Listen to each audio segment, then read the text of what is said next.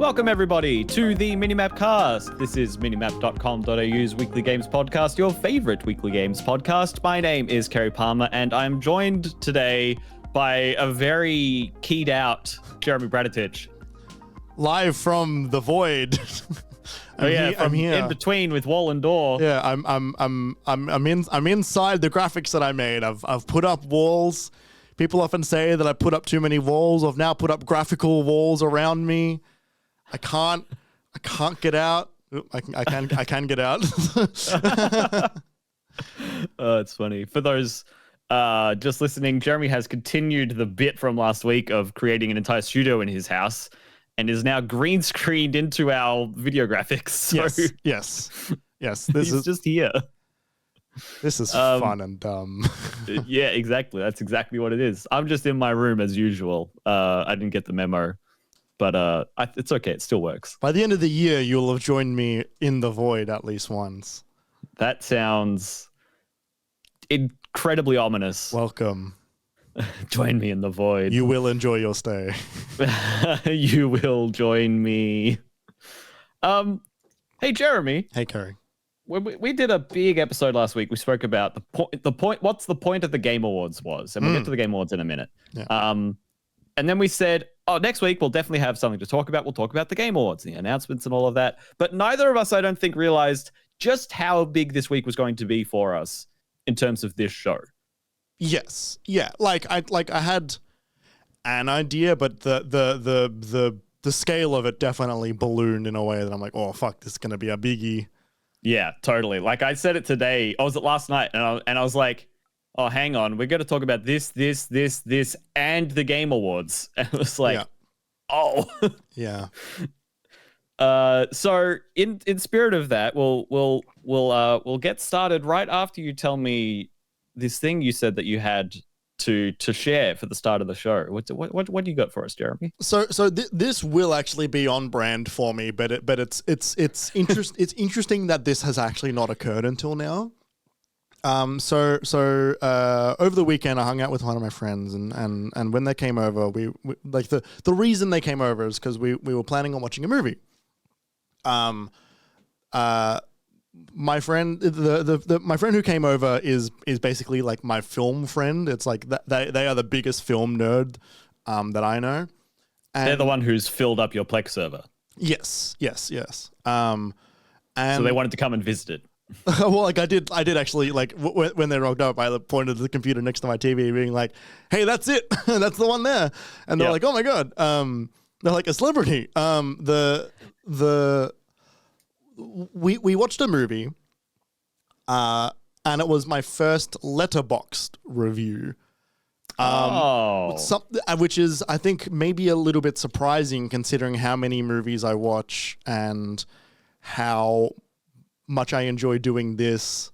How much you like quote unquote discourse. Yeah. But I've now actually made an account and I have done my first review. It was also my friend's 1,000th review or 5,000th review or something like that. Like it was like a bit. Or maybe, both of those numbers are outrageous. It might have been 2,000. Which was funny that my first was their 2,000th. Yes. And what a movie that we watched. It was a film called The Movie Orgy. And I will stop you in your tracks to let you know it is indeed not about sex. Okay. The Movie Orgy is a film, an experimental film from the 60s, comprised of news reports and other films and TV shows and commercials and bloopers and music videos, and it is edited together without filming any new piece of film or footage, and edited together to tell a story of monsters attacking America, and the film is 5 hours long.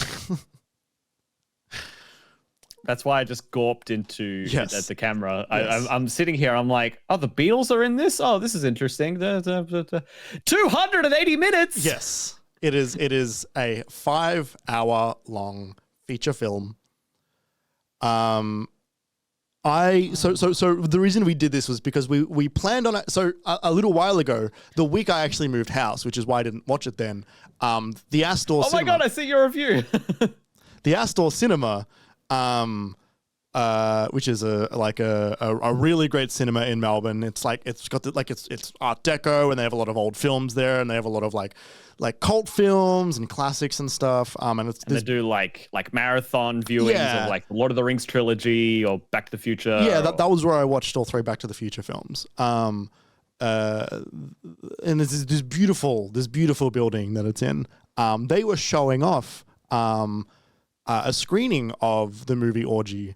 And they were not selling tickets. They were just free, and it was first come, first served because this film never got cleared by like the NPAA or whatever it's called over there. So you like legally can only ever show it for free or in a museum, because that's not a like legal film. It was an experimental film when Andre Dante was in school, I believe. And I tell you what, 40 minutes in, we both looked at each other being like, fuck, am I glad that I'm not in a cinema right now. So you can get up, you can get a glass of water. Especially considering how uncomfortable the seats at the Astor are. Because they are uncomfortable. It is an unfortunate downside of that experience. Yes, yeah.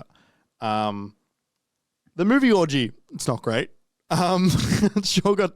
And look, I think here's why I'm telling the story, because it was so hard to follow. It was a lot of things thrown together, commercials, like half an episode of Rin Tin Tin, a Colgate commercial from the 50s, part of the Attack of the 30-Foot Woman, news report of Nixon, part of the... And I was like, these things...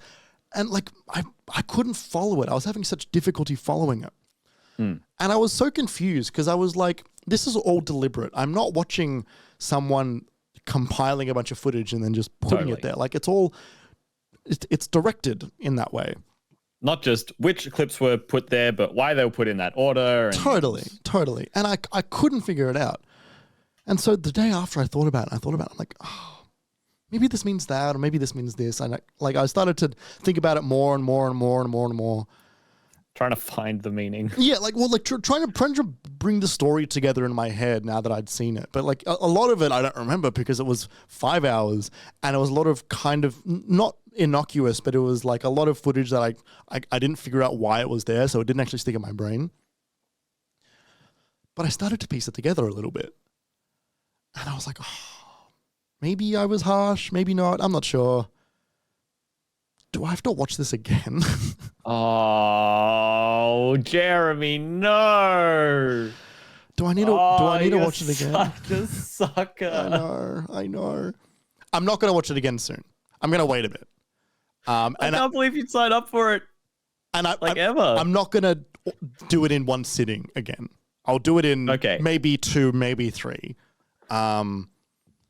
That's a very let's watch all of the Twilight movies because I hear the last one has some great cinematography and then never get to the last one's cinematography thing to do of you, Jeremy. Oh, yeah. Yeah. What's really funny is I thought about that the other day and I was like, well, I don't remember them, so I'll probably rewatch them from the start again and then get to the end. But yeah, look, I would like to revisit it at some point. Perhaps it will be also my 2000th review on Letterboxd. I'll wait 2000 movies and then I'll get to it. That's fun. I like that. That's a fun little full circle moment. But for any of those who are interested in what my review was, I made a very funny joke in my Letterboxd review. And I've now just lost where the app is. The review. I can read it if you want. I've got it here. I've got it. I gave it 2 out of 5 stars. I probably would have enjoyed it more if the second half of the screen had Subway Surfers gameplay. What a weird trend that's going on right now. But yeah, look, I am currently not going to recommend it. Check back with me in 2000 films, and I'll let you know how I go. All right. Hear that, everyone? We've got to check back in 2000 films. Yeah. Even if you watch one film a day for the next... Well, rather, even if you watch one film a day, it will take you like 6 years to get to that number. Yeah. Yeah. That's fine. How many days do you watch multiple movies in a day? Like how frequently do you watch multiple movies in a day? Not uncommon. I will often. I love a double feature. I adore a movie night double feature. Watch two films. I love a double feature, and I love a pairing. I love it. These two films are alike.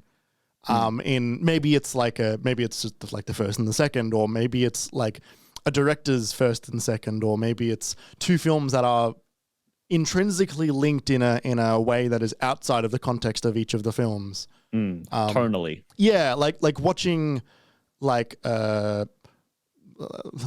is a shitty like example, but watching Alien then watching Predator, right? Like there's an intrinsic link between those two that is outside of the text of each of the films. And I do enjoy that. Okay. Or as well as, watching Blade Runner, then watching Blade Runner 2049, or I think Inception and Interstellar actually go quite well together. Oh, that's heady. Sorry, heady. Yeah. That's. I could see that. Yeah, I could see that. Yeah, I like that. And I think it's fun to liken two films that are not quite alike, but to bring them together in a way. And just see how it feels. Yeah, I very rarely get through 3 in a day, but I have in the past. Like I remember once I watched all 3 Iron Man movies. I believe that. Because I wanted to know what they were like as a trilogy, considering that each of them have a different a different point. Yeah, and they're both like part of a much bigger universe. Yeah, but like Iron Man 3 being so much more connected to the previous Avengers film as opposed to the previous Iron Man film, I thought was fascinating. Yeah, totally. I did really like how they did that. Iron Man 3. Yeah, I mean, it was the first one after Avengers, and Avengers was like the first one that really went as big as it did and did the whole interconnected thing. So it was, I don't know, I thought they handled it well. I thought that was interesting. Iron Man 3 is a good movie. Alex in chat says, Gone Girl and 10 Things I Hate About You. That sounds challenging.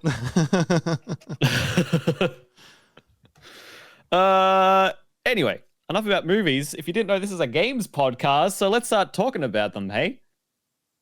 So, if you didn't know, this is minimap.com.au's weekly games podcast. It's called the MiniMapCast. Welcome.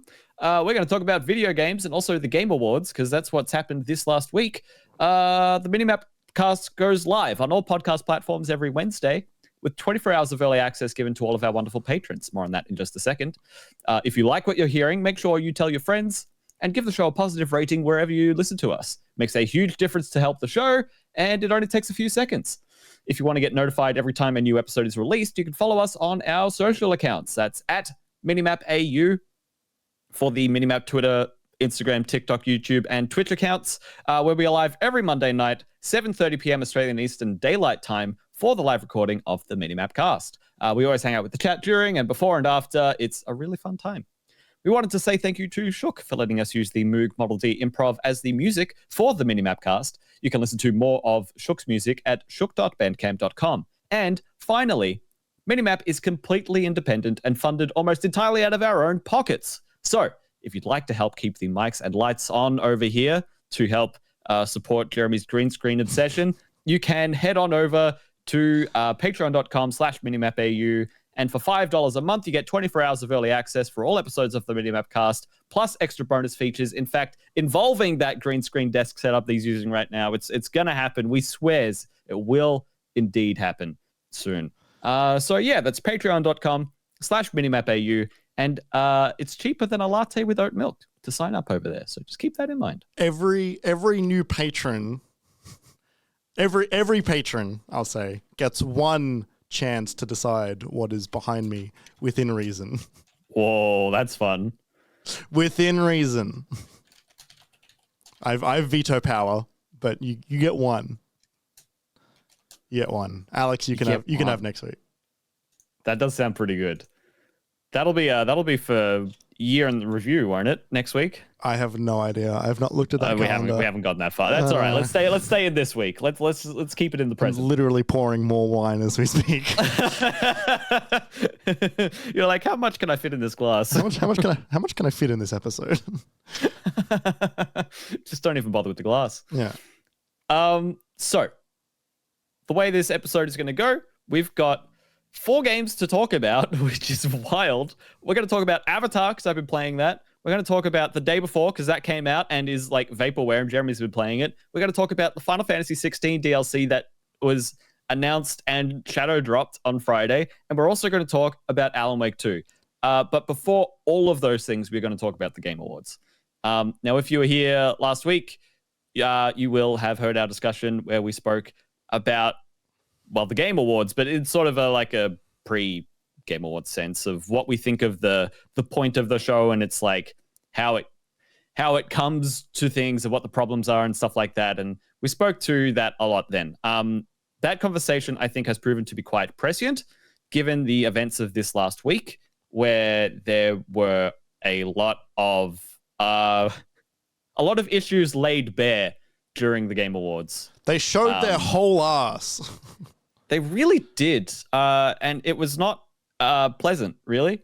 So we're gonna get into it, and we'll touch on the announcements and some of the awards, but it's not going to be primarily about that. What we're really here to talk about is the structure of the show, the point of it, again, which is the question we asked last week, and what they did differently this year, how we felt about it. Yeah, I think we're just going to get into it. So the Game Awards aired Friday midday for us in Australia, Thursday evening in America. The lead up, I think, was pretty normal Game Awards. They were like, here's some of the things that'll be there. There's going to be a performance from these people. We'll have this celebrity on stage. Here are the award nominees. And it was all fairly standard. And last year, we discussed a certain amount of cynicism that you've had for the event, Jeremy, after the show. And I think it's evolved from cynicism to just outright resentment and despise. Yes, I think that's a reasonable conclusion. Yeah. We also spoke to it last week. The reason why I mentioned that is because in these conversations, I would say I have been more of a even keel, sort of like see both sides, kind of like empathetic to both problems and solutions and issues, and what it must be like to run the event, why it's frustrating for you and other people. Like a touch more tepid in your cynicism, which I think is often how this show goes. Yeah, that's probably our dynamic in a nutshell. Yeah. So imagine my surprise, Jeremy. Imagine both of our surprise. Imagine our surprise, audience, when Jeremy and I were not watching this show together because Jeremy had a work thing. Yeah. But I was at home and I was watching the show. I was driving go-karts. Yeah. I was like, there's a much better way to spend my days to drive go-karts around. Yeah, and then you'd come back and be like, what happened? I'd be like, this, oh, you wouldn't believe this. The way this show was run, the way this show was different compared to all of its previous years, brought me far closer to the way that Jeremy has felt about this show for years than I ever have been. I was incredibly disappointed with this year's show. Just there's no other way to put it. It was disappointing. It was offensive at times. It was aggravating. It was not manipulative, because it's always been heading this way. But it, like you said, like they kind of, all of the problems that the Game Awards has slowly been developing or been working around or have been bubbling under the surface, they were present in this show. They were unavoidable. And it all started for me when Christopher Judge got to go up on stage to present the Best Performance Award. Got to make a joke about how long his speech was. The award goes to Astarion. I forget the actor's name. We'll get to his name later. I'll read it out in a bit. And he jumps up on stage and he's shaken and he's emotional and he's heartfelt and he's telling this lovely story. And within about 60 seconds, they start playing him off. Music starts playing. And he has to wrap it up.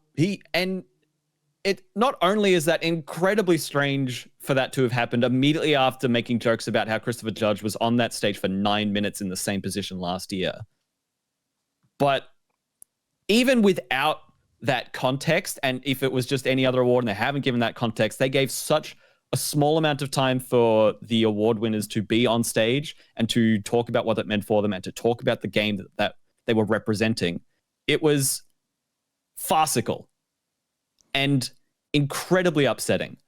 That was the start of the night. That was how it began. Well, really, the start of it was the pre-show where they do what they always do and rattled off like 4 or 5, well, like 10 awards in like chunks. They just read the nominees, read the winner, and then moved on. And there was more of that throughout the evening too.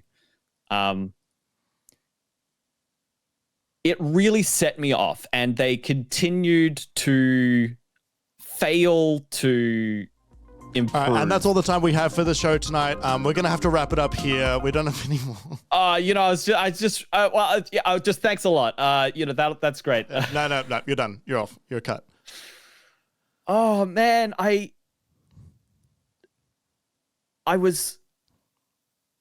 struggling to tap into just how annoyed I was. I was in another like freelance Discord chat at this time, and I was letting loose. Yeah. I was like I wasn't like fucking swearing and raging or whatever. You are punching them. I was like, no, I wasn't like that. But like, it's like every time there was like the amount of celebrities we had on stage who had unrestricted time limits, and granted they probably also had scripts, but all of them were longer than the amount of time that any of the people up on stage got to have until the very end, where Jeff had relaxed it a bit because he saw the sentiment and also apparently agreed, but who knows? Like the fact that Simu Liu, who I have no problem with as a person or as an actor or whatever, got up on stage and had more time to talk about his boot that he was wearing because he sprained his ankle than any of the nominees or the award winners, was fucking disgraceful, honestly. And it didn't stop there. It was Anthony Mackie, and it was Matthew McConaughey, and it was fucking Gonzo and his chicken board, and it sucked, Jeremy. It sucked. I've always enjoyed these events despite their flaws, but I could not enjoy this one. Yeah. It stunk. And when you put together a show like this, you have a run sheet and you have timings and you have like ad timings and you have like everything is dialed down to the second because... Yeah, like they were doing rehearsals in the week leading up to it. Of course, that's how shows work. They do that at E3, they do that at the Oscars, they do that at every major event. You do rehearsals, you break down the timings because that's how you have a show that doesn't run too long. Unless you bring Pele up there. What happens is, like, you dictate those timings based on what you deem is important to your show. And so when the comically embarrassingly embarrassing sign that comes up that says "wrap it up, please," when that was because there were members of the audience who were tweeting the show and stuff. There were members of the audience that could turn around and see those signs because those signs are big so that the award winners are able to see it. They were able to time how long it was going to take before those signs actually went up, and they were 30 seconds.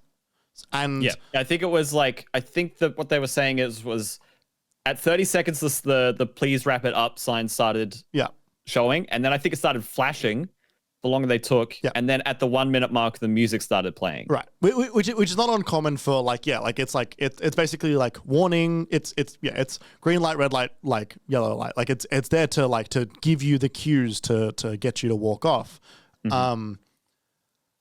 The fact that they had dictated 30 seconds before it's time to wrap it up, and people could see when the wrap it up signs were happening for the celebrities and the special guests and all that stuff, and they were not 30 seconds; they were much longer than that. They had dictated, 5 to 10 minutes of Kojima and Jordan Peele, right? Like they had put that time together, and I'm not saying that they shouldn't get that time, but the awards should get more than 30 seconds. this event can have evolved, right? Like it has evolved. It has changed every year from the last. Fine. There have been more presentations and more people turn up because it's not just because of the awards, but because they're showing trailers and there's announcements. Cool. That gets people to turn up. Great. But the event is called the Game Awards. It's the name of the show. That is actually the point. And if it's not going to be the point, you need to call it something else, because that's not what we got the other night. We got Winter Games Fest with a few awards sprinkled throughout. It was it's been set dressing. It's been like this for years. It has been, but like, not this bad. Not this bad, but like I said to you when we were going back and forth in our DMs, like while the show was happening, it has not been this bad, but it is on track from what it's been the previous years. Precisely. You're right. This is the trajectory the Game Awards has been on, because what matters to them most is the like how many tweets it's getting, how many views it's getting on YouTube, how many people are watching it on Twitch. Are the advertisers happy? Are the partners happy? How many awards per minute can we get through when they just do the part where Jeff has the mic and he just lists off 5 awards real quick and then they cut to commercials. Again, not new, but I think they did it more this year than they have previously. I think more awards were relegated to that treatment than before. I want to say that might only because they've had more awards than they have in the past, but like they frequently do that. Because I see it every single time. And like, it almost looks like there's a level of like resentment, of exhaustion that he has to do this. There is no excitement about these awards. There is no celebration of the winners of these awards because they have to move on to the next one in about 5 seconds. And sorry. Well, because he does like 5 awards in 5 minutes.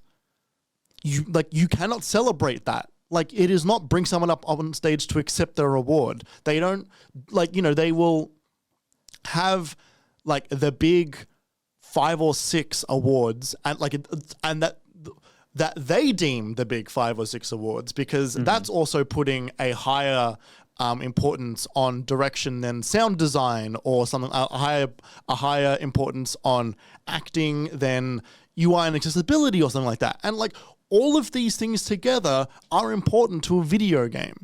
I can understand some things can perhaps push the medium to people who are not as into the medium further, right? Like a good performance in front of someone who has barely seen video games will do more than better accessibility, just because they potentially won't know what they're looking for there.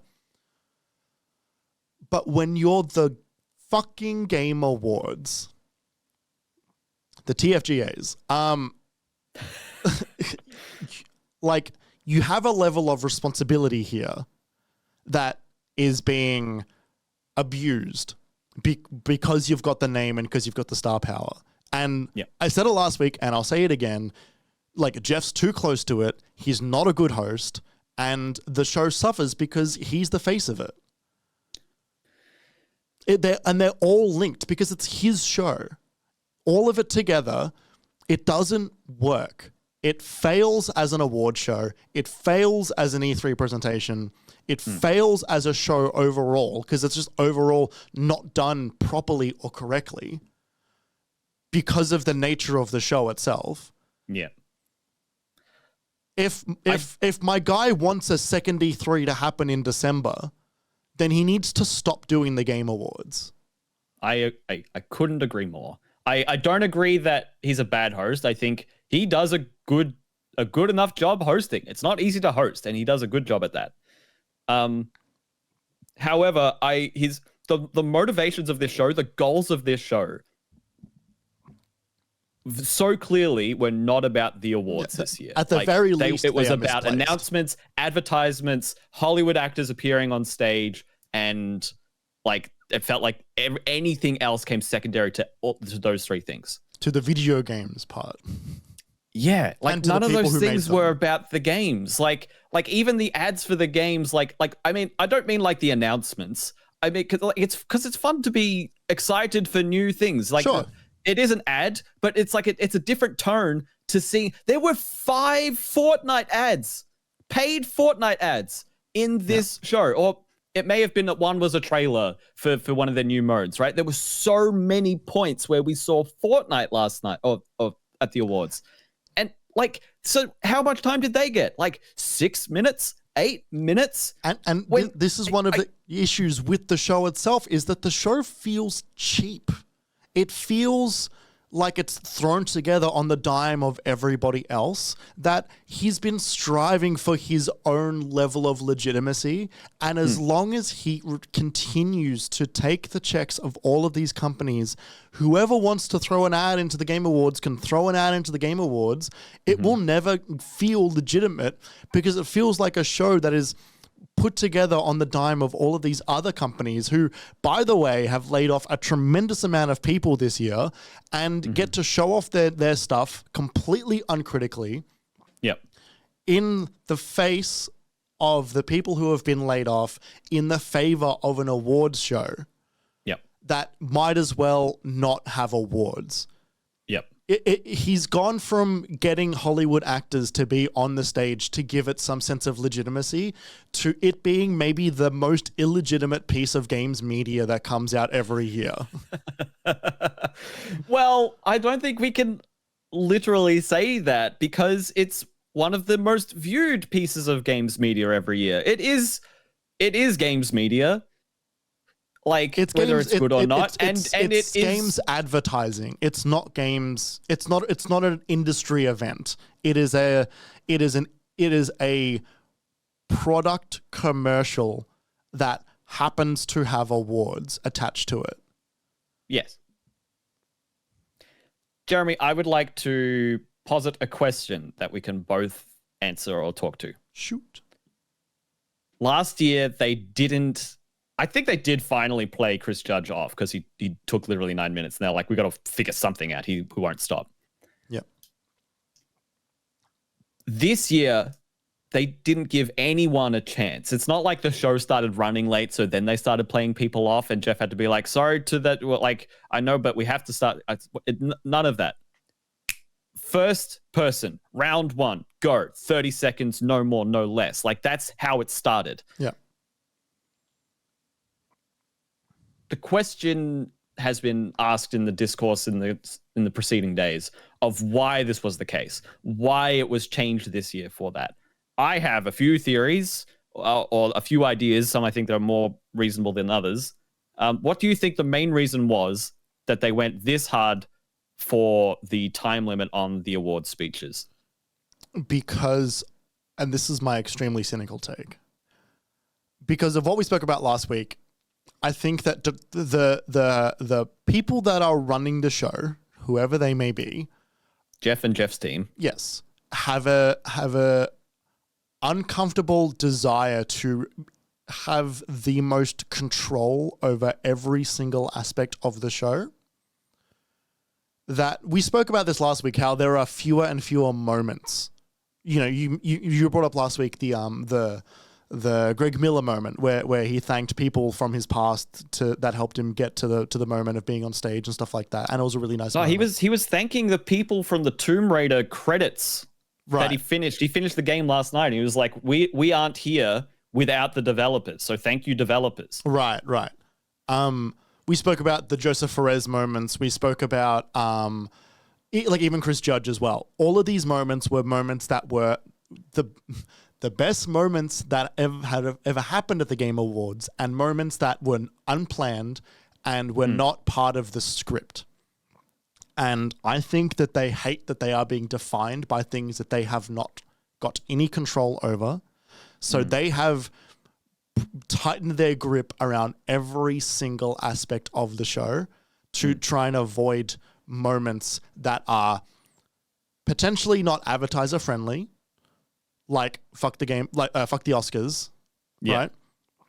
Or moments where they could potentially not want to market, but everybody else will when they want something, when they have a desire to make something else the moment of the show. So they don't want to allow other people to use the Game Awards as a platform if they are given the opportunity to make a speech. Yeah, or maybe have a moment of disillusionment with the industry at large, considering the amount of layoffs, or perhaps champion an open letter that happened to be written leading up to the Game Awards from the Game Awards future class that wanted to call out the genocide happening in Palestine by the oppressive Israel force, right? Mm-hmm. So I think there was a level of that. And I think it's a complete travesty and a complete failure of the show that they didn't address either of those two important causes. I think that it is, there's a happy irony that I have personally that the most impact this show has had online is the Ben Starr meme. Because which, by the way, was exceptional. It was great. And you know what? The best part about it was it wasn't done by the Game Awards. They didn't plan for that. And that is now what the show has been known for. And so it happened to them again.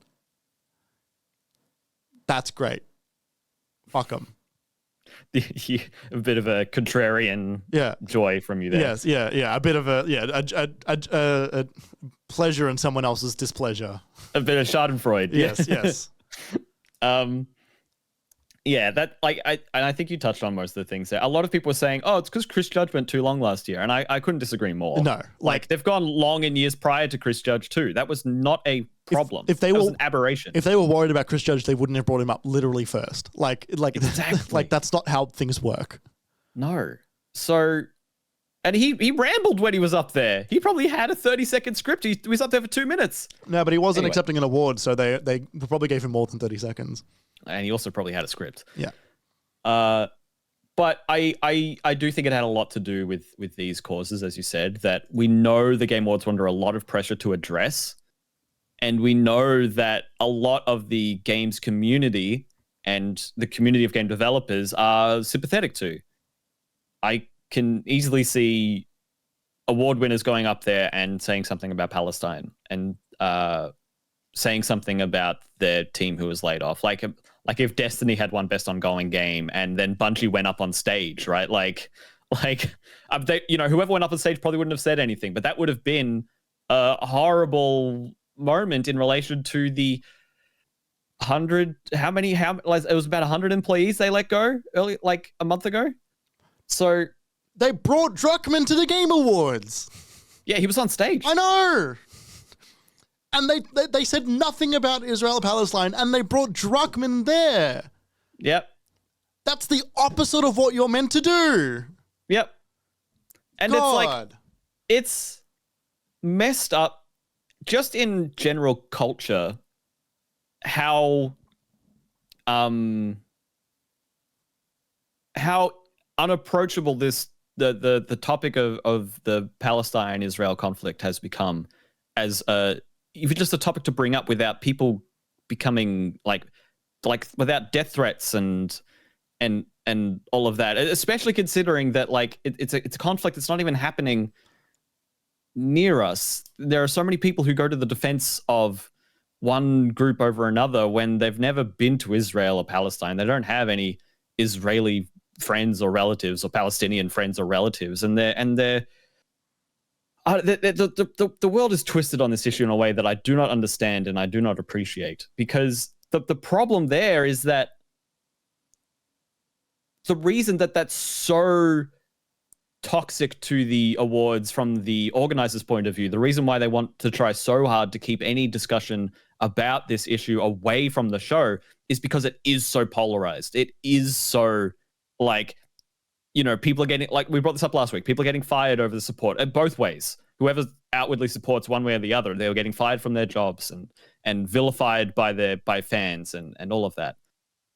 It's messed up though. It's not right. It's not right that 1 year people, the organizers of the Game Awards can talk about the Ukrainian conflict and how Russia has invaded, and the next year they clamp down on everything so that no issues are brought up by anyone. There's not even the chance for anyone to get close enough to bringing any of these issues up on stage. Not only did all of the award winners have far less time to speak, but there were far less award winners on stage because so many of them were relegated to just chunks of nominee award announcement blasts that were just over and done with in seconds. So it was only like 7, 8 award presentations. Yeah, like that's for how many awards do they have? 20 something? Like 25, like a high amount. You gotta remember it's esport, like player, team, coach, like ongoing game for impact. Like there's so many, and they're all gone. Like that. Yeah. This show is. I don't think it has an identity crisis. I think it is just not being honest to us about what it really is. And you're right, Jeremy, in that it's not like this year's show came out of the blue, but yeah, it's not identity crisis. It's identity theft. Yeah, and it's in a decent non-trivial way. It is like compromised. It is misleading. Yeah. Because it's not what it is. It's not what it says on the tin. Yeah. Anyway, real quick, like just stepping back just a smidge as well.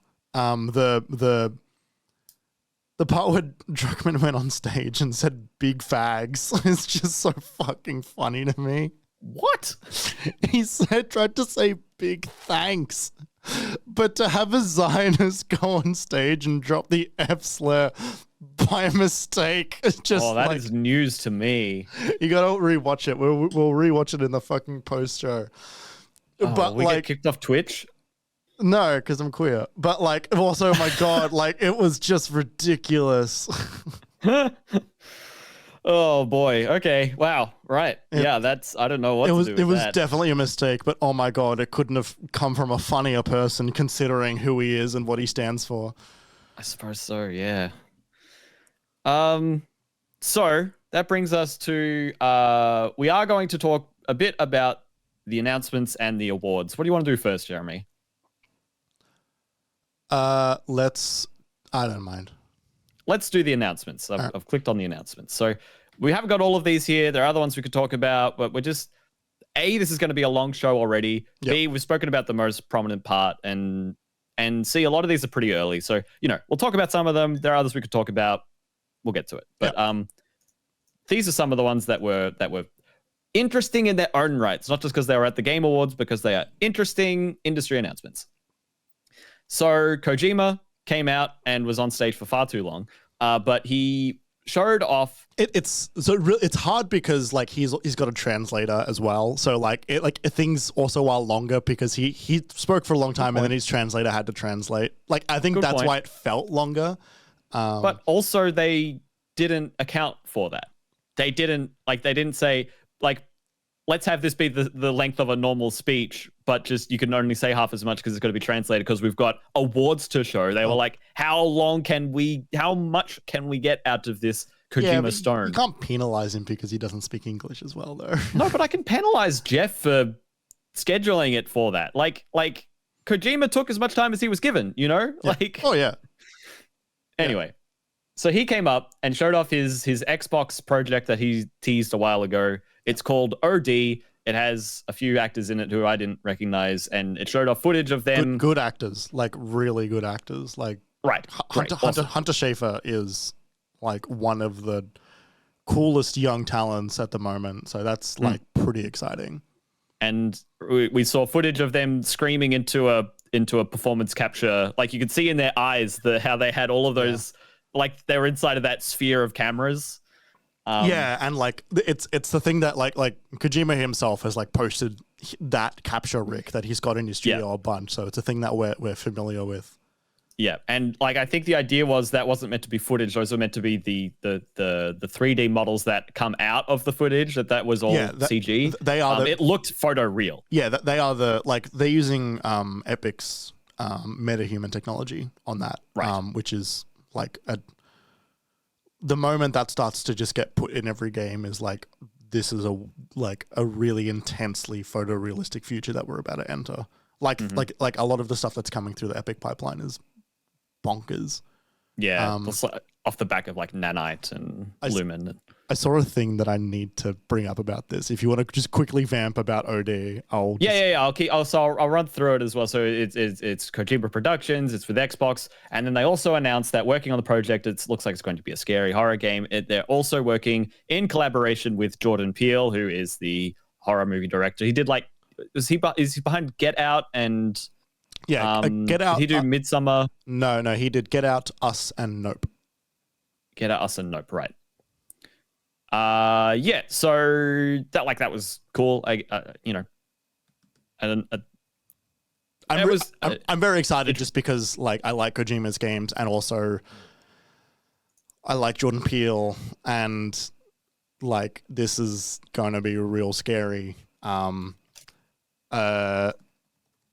There was a thing about it, Kerry, that I just want to briefly touch on. So Kojima loves to hide things in his trailers. This is known. He's been doing that since when he was in charge of Metal Gear. Yeah. There are teeny tiny letters that are hidden with maybe a 10% opacity inside of the mouths of the actors of the performances. Whoa. From the game. That's wild. The letters spell out the word Atami. Now, I want to be very clear. A-T-A-M-I. Yeah, A-T-A-M-I. I am reading this from a tweet from someone named Oh Poor Pup on Twitter. But I've seen a bunch of people speak about this. Atami is a city in Japan. It is. It's a town in Shizuoka. Yep. Which is a Japanese word. Do you know what that word translates to, Kerry? What? Shizuoka? Yeah. I don't know. It translates to quiet hill.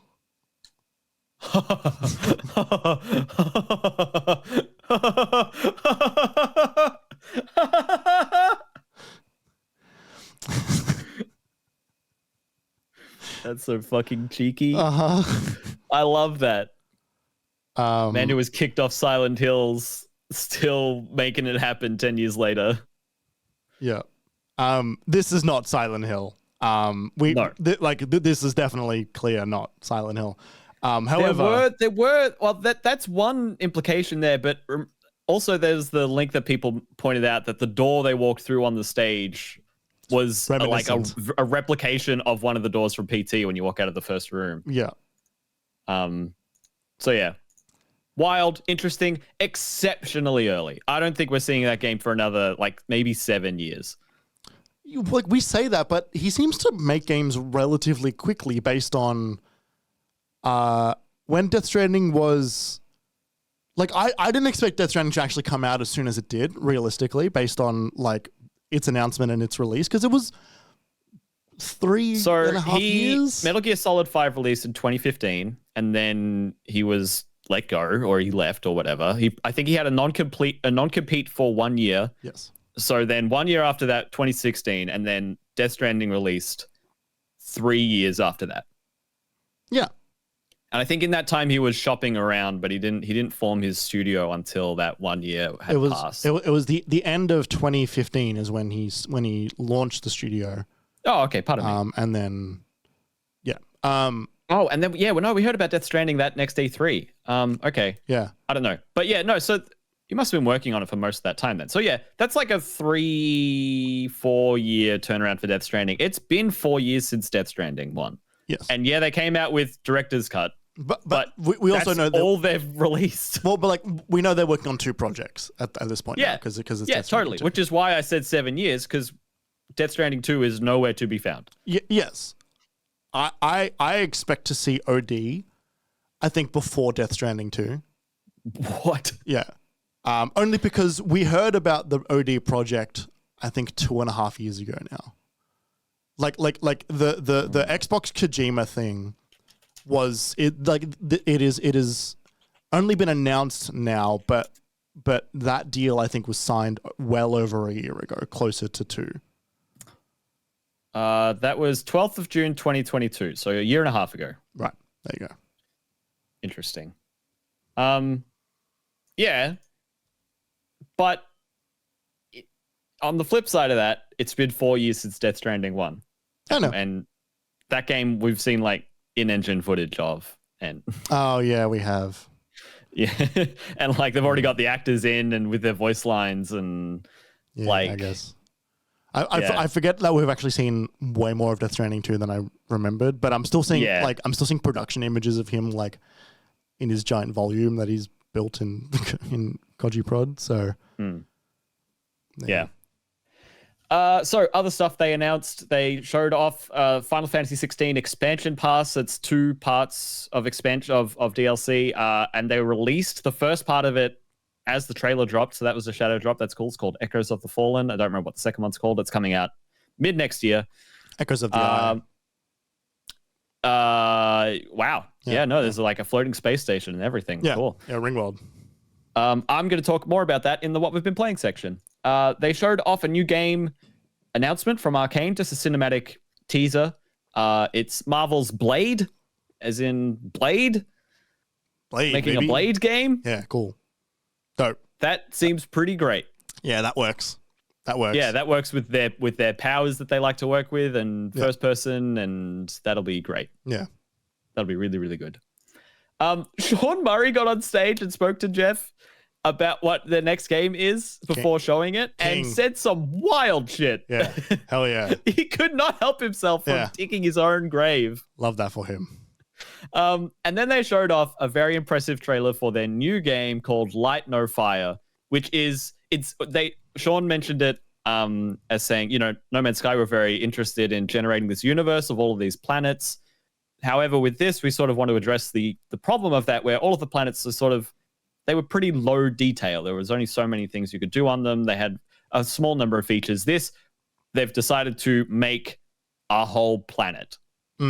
Like a game as like big as a planet, where the mountains are, he said they're not video game mountains. They're like as big as actual mountains. There's like an ecosystem and like weather systems or whatever. Like, and you could build bases with your friends. I heard someone call it No Man's Valheim, which I thought was excellent. He's like a Peter Molyneux that eventually delivers.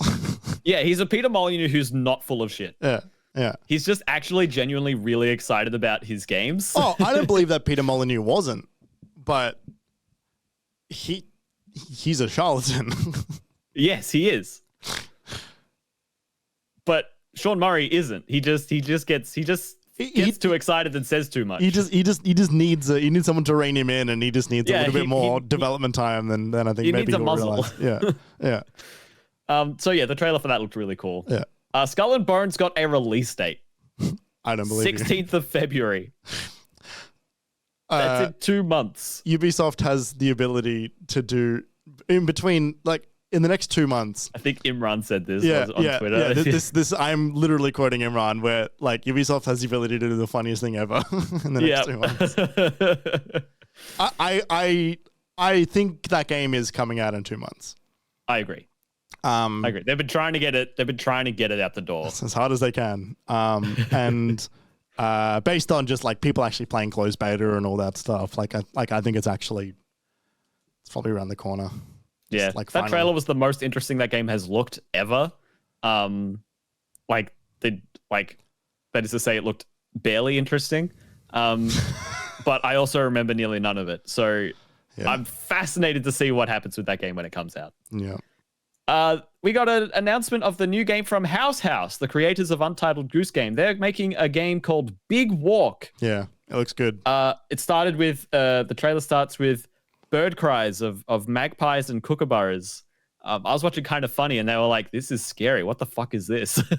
I'm like, "Oh, kookaburras." And then it's like kind of semi-realistic sort of environment, not too high detail, but more realistic than not. And then it zooms out to see these funny cartoon, almost like Mr. Squiggle creations. And they all talk with Aussie accents, and they're walking around. It looks like an exploration game. It reminds me of Red Desert Render. Yeah, it wasn't like a tech demo. Like a big exploration game where you walk around and you find stuff and you fall into holes and you laugh about it and you sit around the campfire, and like that's the point of the game. Yeah. And then in the pre-show, they showed off two very interesting games. More things in the pre-show too, but this is just what we're talking about today. They showed off the new game from the developer of Inscription and Pony Island. It's Pony Island 2 called Panda Circus, which is cool. I did not think he'd go back to Pony Island. Yeah, I don't think we will. Well, no, it's this developer's whole shtick is to not do exactly whatever you think is about to happen. You should play Inscription. Yeah, you should. I just don't enjoy it. I don't enjoy playing it. Oh, you need a. I've also seen like some footage of like the second half of that game. It took too long. Yeah, you should get to that bit. I don't enjoy it though. Get to the bit. It's boring. It's not. It's good. It's not that fun. It's great. Anyway, also they showed off the new game from Motion Twin, the developers of Dead Cells. It's called Windblown. It had a very a really stylistic trailer. It had good humor about it, and then they showed off gameplay. It looks like this may be 3-player co-op, almost like a Hades, like sort of isometric top-down action slasher roguelike kind of vibe, but with 3-player co-op. A great sense of style. I love the character designs. The effects and the animations looked gorgeous. That really blew me away when I saw that. Yeah, it looks very cool. It looks very cool. There were other awards, other announcements at the Game Awards, but we are going to leave it there for the announcements and go on to the Freudian slip I just said, which is the awards, before going to the break. So for this, I'm reading from IGN. I'm just going to cherry pick a few of these. Again, same deal. We're not going through all of these. Honestly, I'm probably not even going to go over like the nominees. I'll probably just do the winners for each category. And yet, it'll still be longer than the awards show actually gave them. So like, go figure. Yeah, totally. So this write-up is the Game Awards 2023 winners, the full list from Adam Bankhurst at IGN. So at the top of the list, we've got Game of the Year. I'll read this one out. So this was between Alan Wake 2, Baldur's Gate 3, Marvel Spider-Man 2, Resident Evil 4 Remake, Super Mario Bros. Wonder, and The Legend of Zelda Tears of the Kingdom. Baldur's Gate 3 won Game of the Year, which is great. There's not really anything in this list that I would be upset with, which speaks to the caliber of the games that have released this year. Can you read them out for me one more time? Alan Wake 2, Baldur's Gate 3, Spider-Man 2, RE4 Remake, Mario Brothers Wonder, Tears of the Kingdom. I think if they gave it to Spider-Man or Resident Evil, I would be shocked in like a... Yeah, really? Shocked, but not upset, right? I'd be upset, they're still but great games. I'd be upset, but not in an annoying way, just in like a, yeah, okay.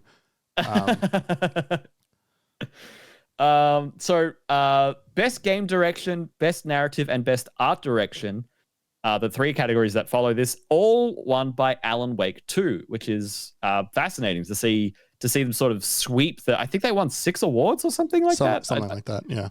Oh, it was an impressive number, which is cool. And, you can see why. We'll talk more about Alan Wake 2 in the games we've been playing section. Best score / music went to Final Fantasy XVI, which I think is well-deserved. That's having revisited this game this last week, I was reminded of how great the sound and music is in that game. It's fantastic. Yeah, it's a Final Fantasy game. They do fucking banger soundtracks. Like they do, but this one is like there's kind of not a bad song. I don't think there's one bad song in that score. Right.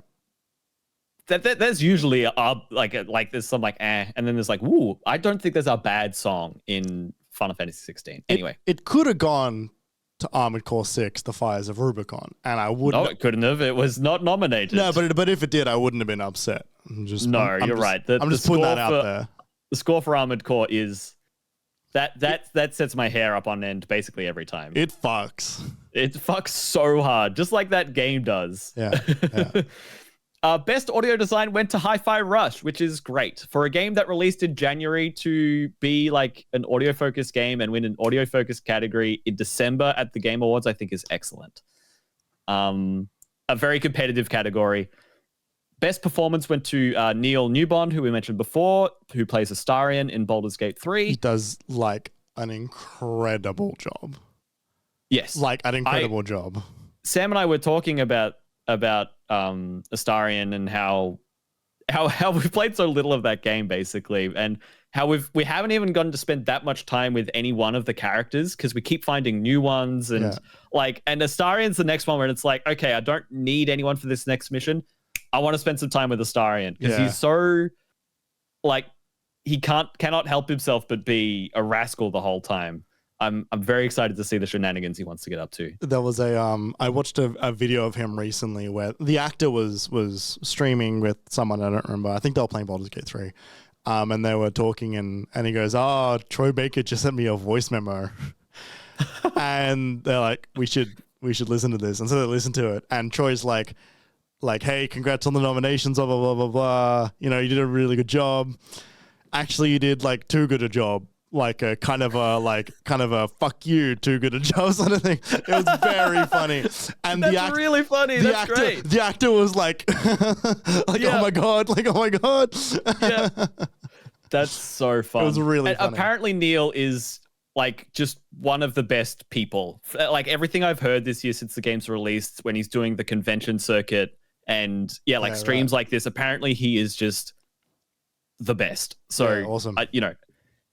Again, excellent performances in this whole category. It's nice to I don't know. I don't think I would have been upset with any of them winning this category, except maybe Idris Elba for Cyberpunk, who was the only person not there. They did the nominees and they showed all of their cameras, and it's just a mugshot of Idris because of course he's fucking not there in the seats of the Game Awards. Could you imagine if he was there and they didn't give it to him? I wish that happened. That would have been funny. Okay, now's the point where I'm going to start skipping games. In terms of the list from IGN, best indie game we've got here is Sea of Stars. They won that category. Best debut indie game was Cocoon. And then scrolling down a bit more, there were a couple more I wanted to call out. Best action adventure game went to The Legend of Zelda: Tears of the Kingdom, which I think is the only award it won that night, which is kind of mind blowing. Stacked year, but it sits with the sentiment of that we have on the game, and I think most of the industry does. No one denies the quality of the game, but it doesn't sit as high for us as Breath of the Wild. It's fascinating. I think it hits exactly as high as Breath of the Wild for me. I weirdly enough hold those games at the exact same regard. Yeah, but you hated Breath of the Wild for 6 years. Yeah, but now I really like it. We call that puts you in a very unique situation. I know. We call that character development, but also I like both of those games equally in the sense that I think they're both great. Yeah. Which is bizarre, and no one else shares the same opinions. Every single person I've spoke to either likes one or the other more, and I get to sit there being like, both is good, and they're like, fuck you. I like both is good. I just think they sit higher than you think they sit as high as, I think. Yeah, I think they're both like 9s. Yeah, I think they're both like 9.8. Yeah. Yeah. Anyway, the last one I wanted to call out was Best Action Game. Armored Core 6 won the category because... Yeah, it did. It fucking was the best action game this year. Because it's the best action game in 2023. Best action game. It's the best action game. Fuck yeah, it is. And I was scrolling through. I'm like, oh, we gotta call this one out. I just moved my entire set forward by mistake because it's the best action game in 2023. I was like clapping with I slapped my hand and now my knuckles hurt. I'm like we were both emphatically agreeing with each other. Because we're right. We are right. We're right. Y'all should play that game. Was it Jamie on Twitter this year saying, "All right, I'm going to dive in. You all better be correct about how good this game is." And then everyone responding, we are right. We are right. Yeah, 6 of us chimed in a row being like, "We're right. We're correct." We're right. So yeah, we're gonna leave it there for the Game Awards because it's been an hour of the show and we've got so much more to talk about. If you've gotten this far, thank you for listening. Yeah, I hope the awards change, either become more what they're trying to be or change what they're trying to be. But we have to wait till next year to find out what happens. No, we don't. We know what's gonna happen next year. It's going to be the same fucking shit over and over again, and they're just going to make more and more money, and they're going to get more and more views. We'll be right back. Fuck the Game Awards.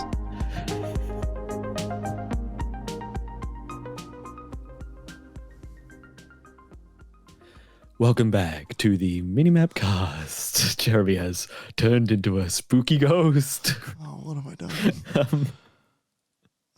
For those fucked up somewhere. Oh, that's not it. For those watching the video version, or for those just listening, we just did a break where we were playing with Jeremy's green screen a lot, and he put us on the set of the Alan Wake 2 talk show for the whole show, and then he was playing with like transparency, and as we loaded in, he was half transparent just then, half opaque. Oh dear. It's all right. I think I've got it now.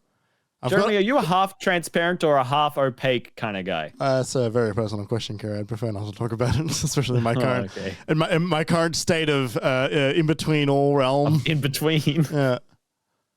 Yeah. Shit. Very funny. I need to make a thing and then fucking leave it and not touch it. Right. Okay. But I'll do that while we're talking. Right. Is the thing you deleted while we were in there the thing that's in the main scene? No. It sounds like it may have been. It's not. Would you like me to start, Jeremy? Do you want to fix anything? I would love for you to start. All right. I am going to start us off. What with? Good question, audience. I'm going to start us off with Avatar: Frontiers of Pandora, which is a game that came out last Wednesday-ish. And not much has been said about it since, which is very funny because it's a huge AAA Ubisoft game about one of the biggest media franchises in the world. I've been playing this game for work, making a few videos. This is an interesting Ubisoft game, and it's also a Ubisoft game. And it's kind of hard to know where I land on it in a number of ways. If you weren't aware, this is an open world game where you play as one of the Na'vi on Pandora. You're trying to repel the Earth corporate forces who are trying to extract all the natural resources and just shit. It's got a decent opening, and then I find the story a bit hard to engage with after that. One of the best parts of this game are the visuals. I think it's actually really, really, really quite stunning. It makes me wish I had a better computer to run it because it's kind of bringing mine to its knees. In like in a way where I'm like, oh man, I really wish this was different. It's really gorgeous, and it runs apparently really well on full spec hardware, like 4090 stuff. So yeah, really pretty. It does a really good job of creating what looks like the world of Pandora. Sam and I were talking about it. I was watching a video from Digital Foundry about it the other day, and Sam was like, oh, this doesn't look as good as I would expect from an Avatar game. And it's very much a thing that they were saying, you know, they were fighting their perception of the franchise based on the movies, right? I mean, there's only been 2 movies in that franchise and 1 dog shit game. Hey, I've got that game. I've got the special edition with the action figure. That doesn't change the words that I said. No, it doesn't. That game's really bad. But yeah, it's Sam actually was like, really quick. I had plans to play that over like the last week, but when I decided, you keep bringing it up. Well, because my idea was I was going to review that game, and I was going to put a review up on the side of that game this week. That would be funny. But that would be so funny. It turns out it's the busiest time of the year, and so the year's too busy. I certainly didn't do that, but fuck, that would have been really funny. That gag would still play in January though. I've got 6 more Avatar movies to do that gag on. Yeah, but not games. It doesn't matter. I could put out a review for James Cameron's Avatar at the same time. I think it definitely works best around the time of the game. It does work better on the game. It does work better on the game. Yeah, so it's really pretty. It's really pretty. It's not the movie pretty because instead of like them spending 10 years, like, yeah, 10 years, well, 20 years of like research for the 2 movies, 10 years on the last one to create the most cutting edge filming and computer generated graphic technology things for in the world. 3 hours of entertainment, of media. Yeah, of pornography for the eyeballs. Yeah. Visual smut. They have to create a world that you can. Massive have to create the world. Yeah. They have to create the Pandora. They have to create the hills over there and the plains over there and the trees down there and the swamplands and the installations and say it properly. Pandora. Yeah, say it properly with a bit of gusto. Was that not a bit of gusto? No, even more. I need more from you. All right, hang on. I got to channel the bad guy from the first movie. You got to channel Stephen Pandora. Lang. Yeah, that's it. All right, there you go. Yeah. Every time I read something out in the script, I'm like, in Avatar Frontiers of Pandora. Yeah. But every time in my head I go Pandora. Yeah. This place it's like how every time I say shit you out. Yeah. It's like how every time I hear the word or say the word endurance, or it's whenever I hear someone with an American accent say endurance, I think of the Spider-Man 3 voiceover at the start of the game in the tutorial for the Spider-Man 3 tie-in movie game, where the narrator says endurance, and he says it like 3 times, and he says, "What, you want to hear me say endurance again? Endurance." That's really weird. Yeah. That's very bizarre. Anyway, that's Avatar, Pandora. They've made a really beautiful world, and it's not the same as the movie because they can't spend hours per frame. They have to generate more than 60 frames per second, actually. Yeah, we're currently in like the movie timeline. We're up to like early Pixar movies in terms of real-time rendering. I guess so. That's kind of where we're at. We're not much further than that. Yeah, and it looks really good. That's very impressive. Don't get me wrong. Yeah. The level of detail, they've got the bioluminescence on all of the plants and your Ikran and even the other Na'vi, and to the point where they actually give off a faint glow like in the world. Like that's really, really cool. They've done a great job with the vibrancy of the plants, the sweeping stone arches, and the verticality of the planet. It's great. Also, controlling your Na'vi is really good. You've got a really big jump. It does that fun sense of scale thing, right? That Armored Core does, where you're fucking gigantic compared to everything else in the world, or at least human, right? And so, like your jump is really good. You get not a double jump, but it's like a air dash thing. That's really cool. There's a lot of times you jump fucking just off a cliff, and then you call your Ikran, and then you're flying through the air, and you go really fast, and the bows feel crunchy, and like it's okay. However, the enemy variety gets pretty old pretty quickly.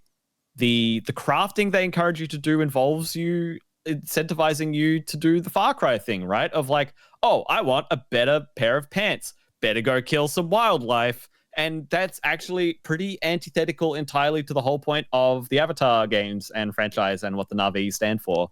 So that's not great. I'm going to try and find a review. Was it from... I don't remember who it is, but if you can point me to who it was. There was someone I spoke to in the Discord, and they posted a thing on Twitter. Yeah. It was Adrian Morales, I think, was their name, who I know from our freelance Discord.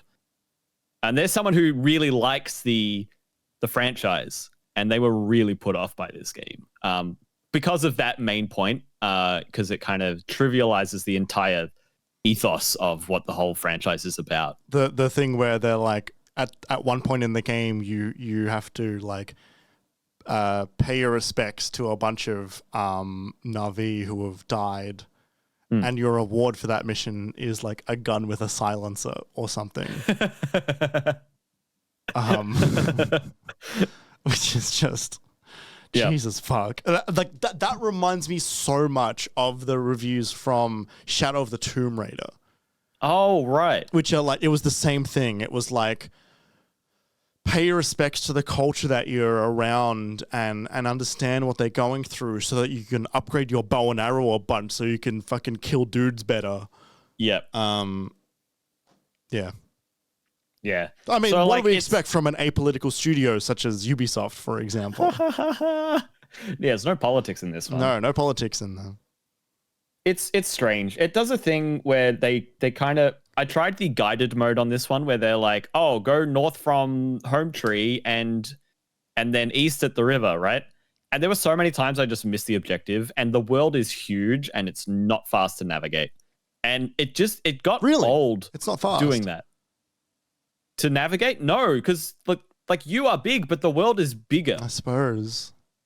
Like you are the right size for the world. So you're just running fucking through the woods for ages. Are you on the Turuk thing the whole time, or can you hop in your like Ikran, your bird? Yeah. You get that about 5 hours in if you mainline. But there's no. And that feels great, and that speeds things up. But then you're going too fast, and you can easily miss objectives. That's too fast. I thought you meant that was not. No, fast so I'm enough. saying on foot it's too slow and also easy to miss the objective. On your Ikran, you go too fast, and it's easy to miss the objective. Horses and other big animals. No? You can get on a dire horse, but you can't call one. You don't bond with one permanently like you do your mount. Right. So you just have to find one and stick with it. I suppose that's in canon, but annoying. And also that's later in the game. That's later than your flying mount. Yeah. Right. So I turned on the mode that just shows your waypoint, and I found that much better. However, in the opening hours when I was trying to do the exploration mode, it was cool to give it a go, because it did lead me to, I was just in the forest, right? And I was paying attention to, all right, I'm going north of the thing. Okay, I got to wait till I get to the river. Oh, here's the river. Oh, there's a thing over there. Oh, and then I get to, I was in the world a bit more than that. However, there's like that works in a game like Assassin's Creed, where they've got like cities and like different neighborhoods in the city, and they can go and they can say like go east, or like even, and then landmarks within the city. Like they could say go north of the cathedral. And then it's like 2 meters from there. And it's like, cool, that's easy. When this is like, go north for 700 meters from the nearest landmark and then east, and hopefully you find it. Like the amount of times I would be lost, I'd turn on the mode to see the objective and then turn it off again. And I passed it 5 minutes ago. I was like, oh, what the fuck am I doing here? So like, if you've got 100 hours to play that game and you just want to be on Pandora, then like, fucking go for it. I think that's, if you love that world, then go. And you don't have to kill creatures. I mean, you probably have to do once or twice for quests, I imagine. But like, you can get away with not doing it. You don't need to get their resources. You can buy them. I found the review, by the way. Which was it the one I was saying? No. This is from Giovanni Colantonio of Digital Trends. And I think also used to write for Polygon. Avatar Frontiers of Pandora includes a side quest where you're asked to say a few words of remembrance for the dead in front of a memorial. When it ends, you are rewarded by a legendary assault rifle muzzle. That is basically my review. Yeah. Adrian wrote a review for Game Rant. Right, gotcha. I saw a pared down version of it on Twitter. Gotcha. Let me see what his final paragraph says. Yeah. In the face of an IP filled with rich themes with something important to say, Frontiers of Pandora ignores the point entirely and goes on to have a gameplay loop where players spend most of their time killing otherwise docile animals to make arbitrary numbers go up so they can be as immortal as possible within the confines of the game. This would be business as usual for any other open world gameplay loop, but it's embarrassingly ironic and tone deaf for an Avatar game. A betrayal of Cameron's themes with the Avatar IP, seemingly stapled together as an attempt to get a slice of the highest grossing film of all time's pie.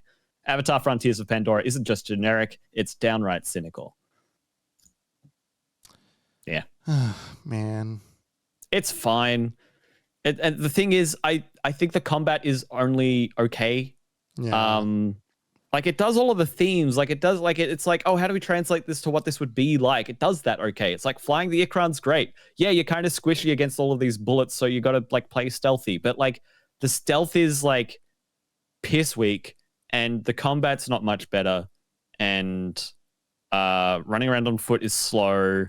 So then it's just like get on your bird, fly to place, either do combat or gather a material or do a bit of platforming, and like that's kind of it. I'm so bummed by that because I was excited for this game when it was announced. Because I also kind of like Massive's games. Like Yeah. I am weirdly into The Division.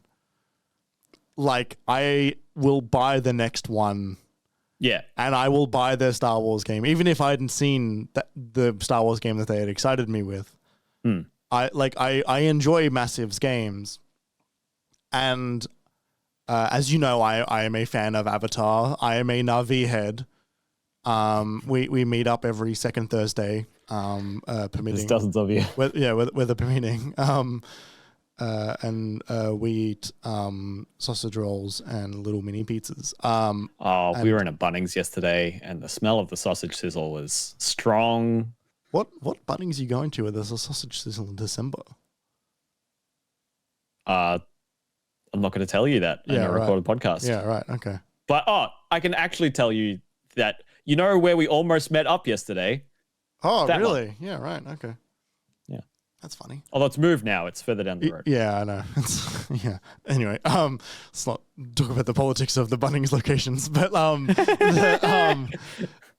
I was hoping for more from this. So this is an apolitical podcast. Yeah. Sorry. Yeah. I was. Yeah, you're hoping for more. I was, because I enjoy on paper this game. And I like Far Cry enough. Like, I don't love it, but I enjoy the gameplay enough of 3 and 4 that I was like, look, I don't mind that much if it's like just Far Cry Avatar. But try it on Game Pass when it inevitably lands there or something. Like, give it a go. It's not worth the 100 or 110 or 120. But the issue was by the time it comes around, I'm probably not going to. And also, I wanted just a little bit of the special juice. Right, like I remember when you wanted it to be decent. Like I wanted it. We want every game to be decent. Well, we do, but like the thing is, when it comes to like, weirdly, like Avatar is a fascinating franchise, and like I briefly spoke about this today, but like it's because it's a gigantic success in theory, and like has the potential to be the Dune of film, which is a really incredible thing if it can pull that off. Because Dune, yeah. Yeah. Because James Cameron has said basically for the rest of his life he's only going to make Avatar movies, and he's going to be very happy doing so because he's built up his studio, his team, his technology, his tech. It's owned by Disney now, so there's a blank check waiting for him, because there's one thing Disney will let him do. It's make the highest grossing film, a tremendous amount of sequels. Yeah. And the thing is, on top of all of that Hollywood bullshit, cynicism aside, the movies are really good and also a technological feat. I still remember like walking out of the IMAX, and like when I saw the first one when I was like 12 or 13. Yeah. And like being like 2/3 of my way home, and still like I was walking around actively impressed by this movie still. Yeah. Like an hour later, after like trains and trams and saying goodbye to my brother and waiting for a lift and I was standing there, I'm like, that fucking movie. So I'm going to very, very briefly paint the picture for you of what the world was like when the movie came out. What, the first one? The first one. Oh, wow. Because it was 2009. Oh, I thought it was earlier than that. I thought it was like 7 or 8. No. It was 9. Wow. It was obviously the film that popularized modern 3D technology. Mm-hmm. It was before the reboot of Star Wars. It was before the MCU as we know it. Yeah, it was between the first and second MCU movies. Yes. It was before we had moved into a world where films can be constructed purely in post.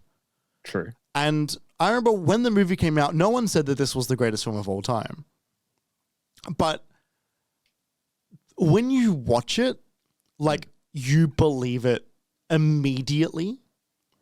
And you believe the characters, and you believe the locations, and it is all digital. It is a thing that every other studio has tried to replicate since. They've pioneered so much of that, like mocap, facial capture, next level. The amount of physical people that have been filmed and then put into the film, I would say is about 15% of the film, and 85% of the rest is digital, right? Yeah. And like that, like they composite both a lot, but like a lot of it is a purely digital film. And every other studio has tried to replicate this in Marvel movies, in Disney films, in DC, in other major franchises. And it has just looked absolutely fucking dreadful a lot of the time. There are some here and there that have succeeded in that regard. But more often than not, when a film tries to do what Avatar did, even now, it looks so much worse. Right. Because it's maybe not even a good movie. It's like an interesting tech demo and not that enjoyable. Yeah, and the tech isn't good and the film is worse. And that's because Avatar at its core is a film first and it is tech second. Yeah. And when I went into the cinema to watch the second one, I was like, oh man, it's been over 10 years. Yeah. I don't know how this is going to go. And I watched it and I came out of it going, man, James Cameron knows how to make a fucking film. That motherfucker's been a director for 40 years and it absolutely shows in this film. A director of some of the best movies ever made. Some of the best science fiction film ever made, some absolute all-timers, some classic films. He knows how to get actors to do performances. He knows how to block a fucking shot, right? Yeah. And he knows how to do it in pre-production. He doesn't need to wait until post-production to block a shot. He's got the movie in his head. He's got the fucking movie in his head. And that is actually the special sauce of Avatar, is that they're really well-made movies. The tech is great, and he loves his underwater, and he loves his submarines. And James Cameron's a giant nerd about all of that tech stuff, but at his heart, he knows how to make a fucking movie. And that's the special sauce that I was really hoping the Avatar game was going to try and have. And it sounds like it doesn't have it. I don't think they've got as much money or prestige as that. No, and like, look, that's a really tall order. I'm not sitting here going like, I want a game that is like as good as the Avatar movies. I didn't need that. But I wanted I wanted it to really like swing for the same fence that Avatar swings for. Yeah. And it's a shame that I think that what I'm getting from like discourse online and from you is that it's actually not really swinging for it. It's not. It's trying to make a by the numbers Ubisoft Avatar. I would say it's trying to make the most Avatar spin of the Ubisoft formula. The formula's there and they try to do as much as they can within it. Sure. But it's tweaks and twists. It's not reinvention. It's not innovation. Right. It's interesting decisions. And that's kind of it. Yeah, right. Definitely not enough, I would say, to sustain a whole playthrough. Especially not with you would not believe the number of side quests these bloody Na'vi give you. My God. And the humans. Like, it's just, you do the main story in an area and you go back, everyone wants to talk to you. They all want you to go find a fucking tree and the fruit in the tree, and it needs to be an exquisite fruit. So you need to get it at the right time of day, and it's got to be raining, and you got to find out how to harvest it. And you go there and you cook it, and you get a new recipe. Great. And then the next person wants you to take a moth to a tree, but you can't run too fast. And it's like, and there's just more and more and more of them. Like, they're fine, they're okay, and they're like decently enough voice acted, but like, I could not believe the number of these side quests, Jeremy. You know what I really think I realize I want, and you're gonna call me a fucking dickhead. You're gonna be a sucker, Jeremy. I really want a really slow and boring Avatar game. Boy, do I have do I have an option for you? No, but I want one that mostly focuses on the culture and the world. Like, I want like the Assassin's Creed Discovery mode. No. I want the Avatar game by way of like Death Stranding. Oh, right. Like, it's all about like contemplative, its tone, its mood. Yeah, like it's about like connecting and understanding and meditation through gameplay. Yeah, like building up up a slow force of overall good in the planet. Man, That sounds fun. Yeah, that sounds cool. Anyway, not in like a no. I forget what you're saying. In like a we didn't get that. Yeah, no, I know. So yeah, a shame. Not too surprising, but a shame. Yeah. Be fascinated to see if you do ever get to it. Look, there's a good chance I'll get to it in like 4 years, and I'll think it's like the coolest shit. Yeah. Like every now and again, like I love a couple of stinkers. I still think that Rage 2 is like an extraordinary game. Yeah, every time I see it, I'm like, oh, I should try that. Every time I see it. I think to this day, it's been out for 4.5 years. To this day, I'm like, oh, maybe this time. I think that game rules in the weirdest of ways. Yeah. Even though overall, like, I know it's a bad game, but I think a lot of it like absolutely fucking whips. Yeah. How about that first Rage game though? Yeah, not good. I think what I'll do is I'm gonna run over my thoughts on the Final Fantasy XVI DLC because it's not going to be too long, actually. Sure. Yeah, go for it. So they shadow dropped this at the Game Awards, which was cool. What's it called? The first part is called Echoes of the Fallen. There we go. The Fallen, if you remember from Final Fantasy XVI, they're that ancient civilization who they've got all that ancient architecture around the place. So yeah, this is exploring one of their things. They were the ones that it was like the first primes to come here before Optimus and stuff rocked up, and because they were banished, and they were like living inside of that pyramid and yeah, with the old spark. Yeah. It's funny how it's what you've said is actually exactly the same thing as the plot of that second Transformers film. I guess so. I don't think I've seen it. It's bad. Yeah, that's what I heard. Yeah.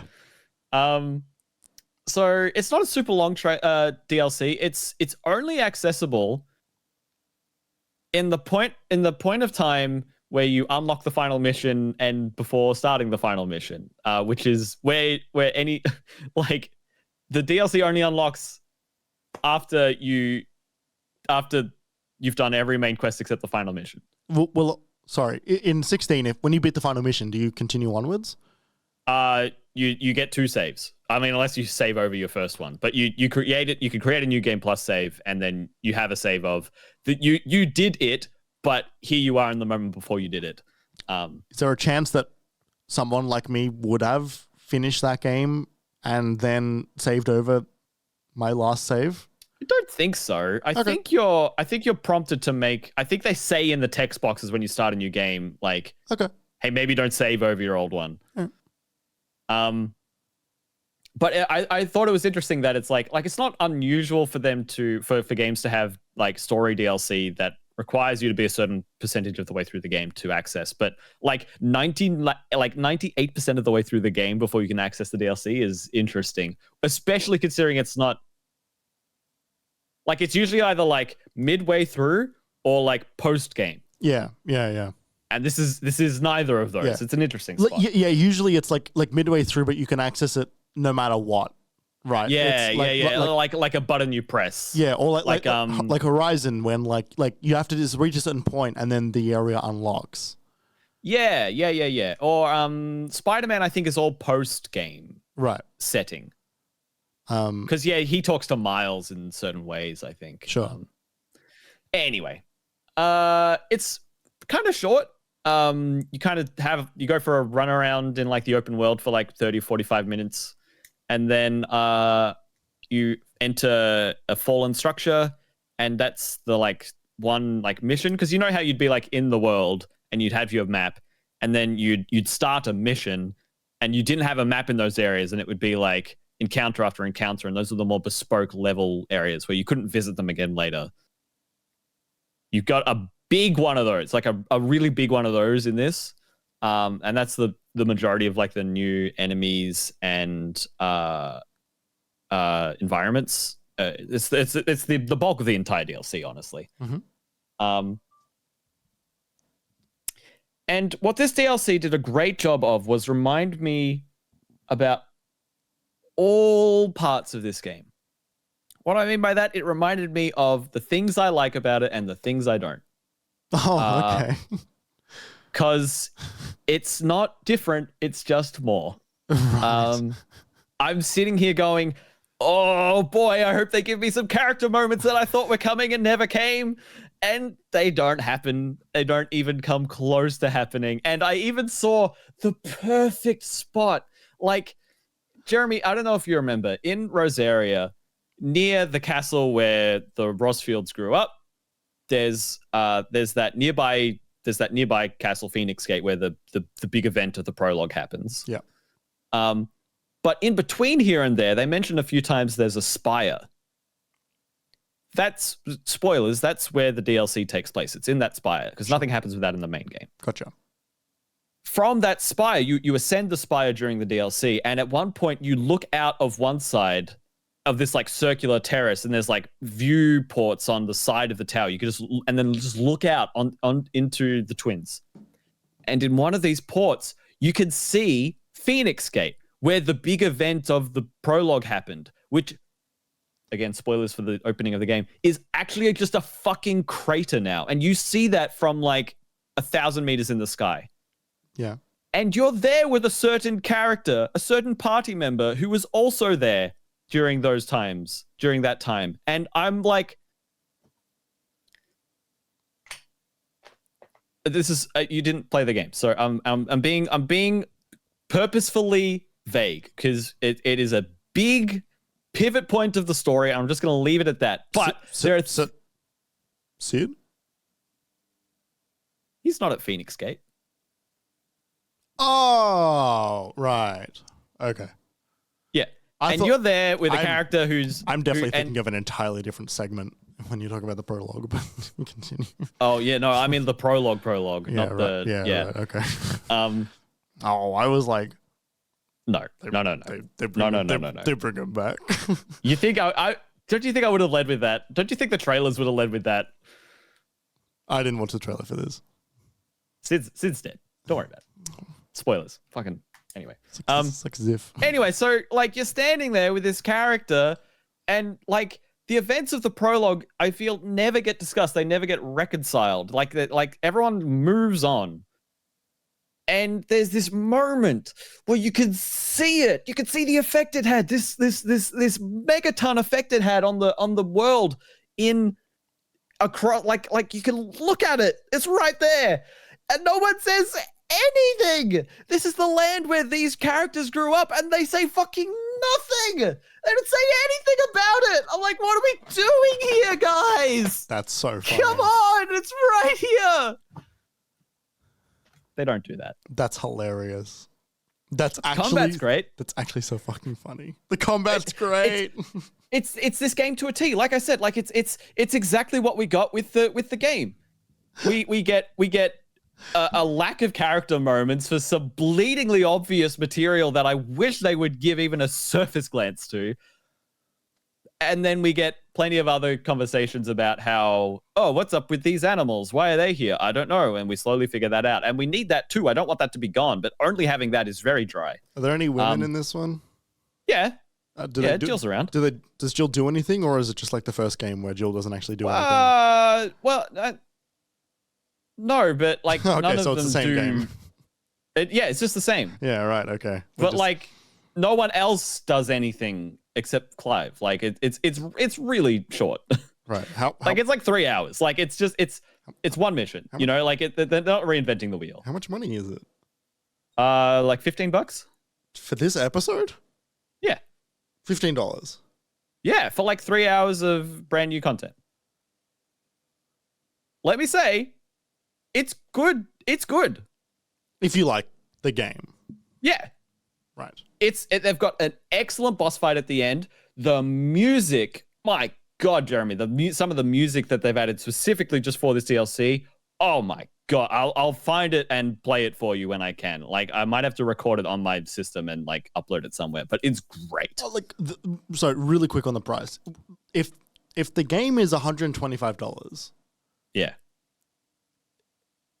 is this version of the game worth $140?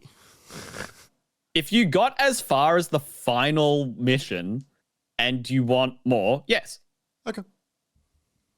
That's fine. Like, I think for anyone who gets that far to the point where they unlock the game, they unlock that content, I don't think that's too tall an ask. I think it is worthwhile because, I mean, I feel like it's the mechanics of the game that pull you through that far rather than the story, and that's what you get more of here. Right. Like I said, you just get more of what this game is. If you like this game, you'll get more of exactly what you got in the original game with the DLC. And for me, like I said, having that reminder, I actually really appreciate, especially heading into end of the year, because I'm very prone to being negative on games that finish in a way that I feel a bit nonplussed about. Famous example, the first Wolfenstein reboot game, whatever that one, New Order. Yeah. That I like it. I was enjoying it. I was whatever, and it ended in a way, and I'm like, fucking, what was the point of that? And I really soured on it. This game kind of did a similar thing. I didn't really sour on it, but it ended in a way where it ended far away from the highs of the start of the game for me. Right. And that has left me thinking that, like, oh, do I think this is like a 6?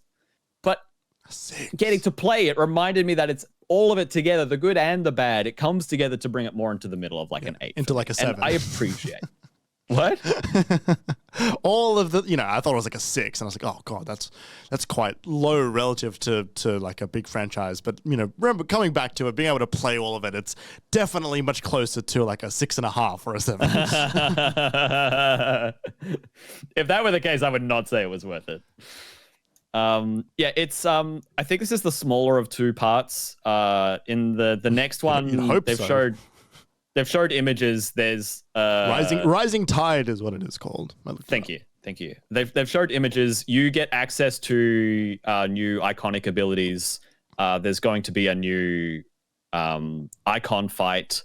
That segment is going to be a bit more different, like new abilities, new skill tree kind of stuff. Yeah.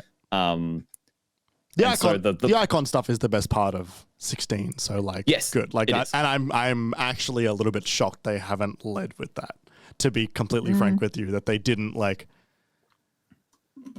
give you another I honestly just one. don't think they had enough bandwidth to create. They've got one in this bundle. Yeah, no, but I'm actually still kind of a little bit reeling that you've already finished the DLC and it took you 3 hours and it cost you $15. That's like a really tall ask for me. That's like considering, and I don't I didn't buy it for 15. I bought the bundle for like 35. Right, but is apparently that is a discount price for buying it together. Okay, so I think the second one's going to be like $30. Jesus, okay, because that sounds really bad to me. Considering that how much was... You also didn't enjoy the game. No, I know, but outside of that, thinking about the Horizon Zero Dawn DLC or Phantom Liberty, those are different games, but Square Enix has realistically always overpriced their DLC, and their DLC has almost famously always underdelivered. Right, okay. Their Final Fantasy XVI DLC is really bad. And the Kingdom Hearts DLC was also really bad. What would you say about Intergrade? Intergrade is tricky because it also sort of came along at the same... Kind of a new release. Yeah, it came along with the additional thing. How much was is Intergrade a thing you can buy separately? I think the upgrade was like $30 you could episode intermission. It's $30. But Intergrade, if you already own the base game. Intergrade is 8 hours or something. I think it's more like 4 to 5 for the main story, and then you can go again for the trophies. Right. Okay. It's different because they also they did a little bit more work on the overall game and they made it look nicer, and it's also new next gen exclusive, so you couldn't buy it. Wasn't $30 on PS4 for 4 hours of content. It was the upgrade and the upgrade, and it's because you get the next gen upgrade on its own without the.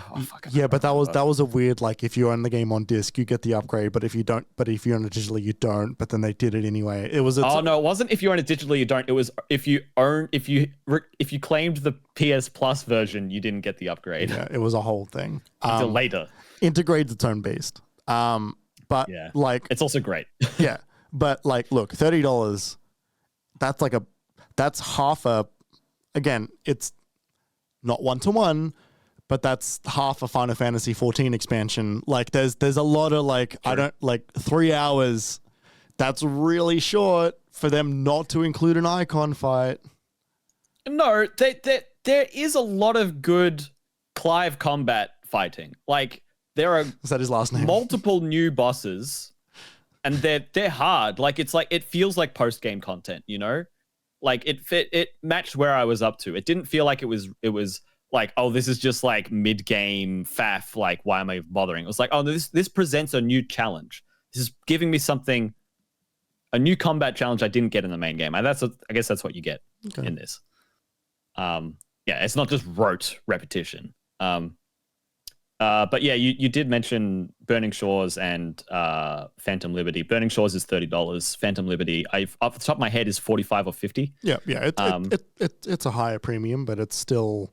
Phantom Liberty is like a 20-hour experience, isn't it? It's something like that. I think if you do the side content. Yeah. And a lot of that is like premium voice acted, like fucking yeah.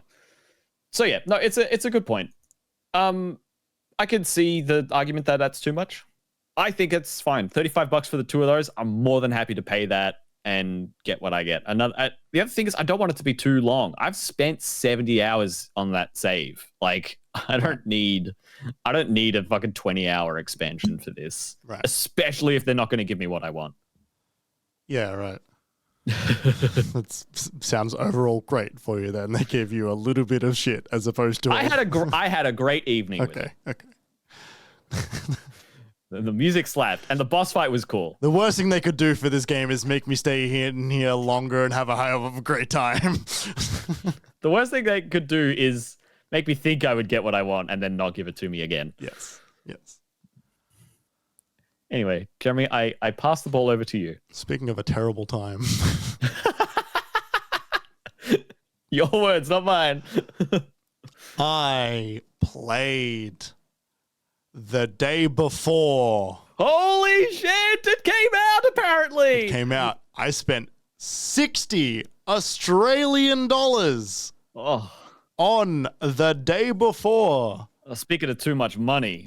Too much money. I didn't spend that money knowing that I was going to get anything good out of it. I spent that money knowing that I was going to get a bad experience out of it. Yep. This is journalistic curiosity more than anything else.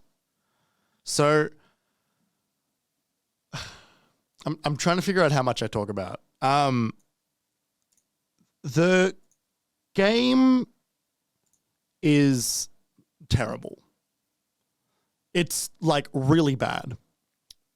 This does not surprise me. No. But would it surprise you? The answer to this question is also no. But would it surprise you to know that beyond the game not being what they promised, it is like unbelievably different to what they promised. Like at a fundamental level, this is not the game that we have seen. Right. It is not an MMO it is not a survival MMO. This is an extraction shooter. Yeah, like this is a different game mode altogether. Oh no. Yeah. Okay. So for those who are not familiar, The Day Before is a game that was it's made by a team called Fantastic. I was just looking for the website, and the top stories are The Day Before descends to Steam's 10 worst games ever list. It was Steam's highest wishlist game for years, in between them being taken off Steam and bringing back on again. Oh, this website there's nothing on it.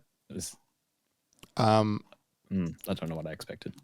So yeah, so Fantastic is a studio that has made like a handful of other projects. Their most recent one is a game called Prop Night. Like some multiplayer shooter type thing. I've not played it. I'm not super familiar with it. There's a lot of things about Fantastic that should give everybody the biggest sirens and red flags imaginable. I'm not going to go into that right now because I need to verify a lot of the stuff that I have. I've been following them for a while. We'll say. The game is launched into early access after numerous delays and a whole lot of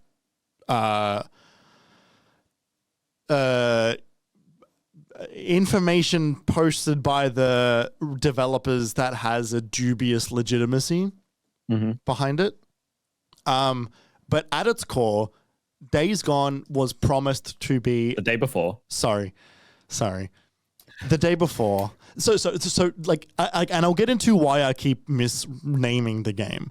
But the day before was promised to be a survival MMO set in this world, and you would be able to shoot zombies and loot zombies, and then you would have like a plot of land you could build up, and then they showed more and more things like weapon customization and different like social gameplay mechanics similar to things that you see in like Armor and Daisy and Tarkov and stuff, where you're talking to like the other people and stuff in the world, and you're trying to convince each other not to shoot or whatever, and there's, you know, like health and water and hunger and a lot of the standard survival mechanics that you're after. But it was promised to be this all-in-one kind of zombie survival MMO.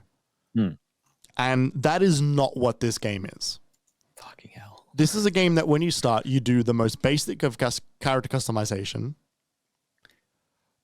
I'm now going to stop saying the most basic of, because I think that actually applies to the entirety of the game, because every single aspect of the game has been bought and configured from a pack, an asset pack, and then thrown into a single project and then released on Steam. That is what this game is. It's kind of fucked up, hey.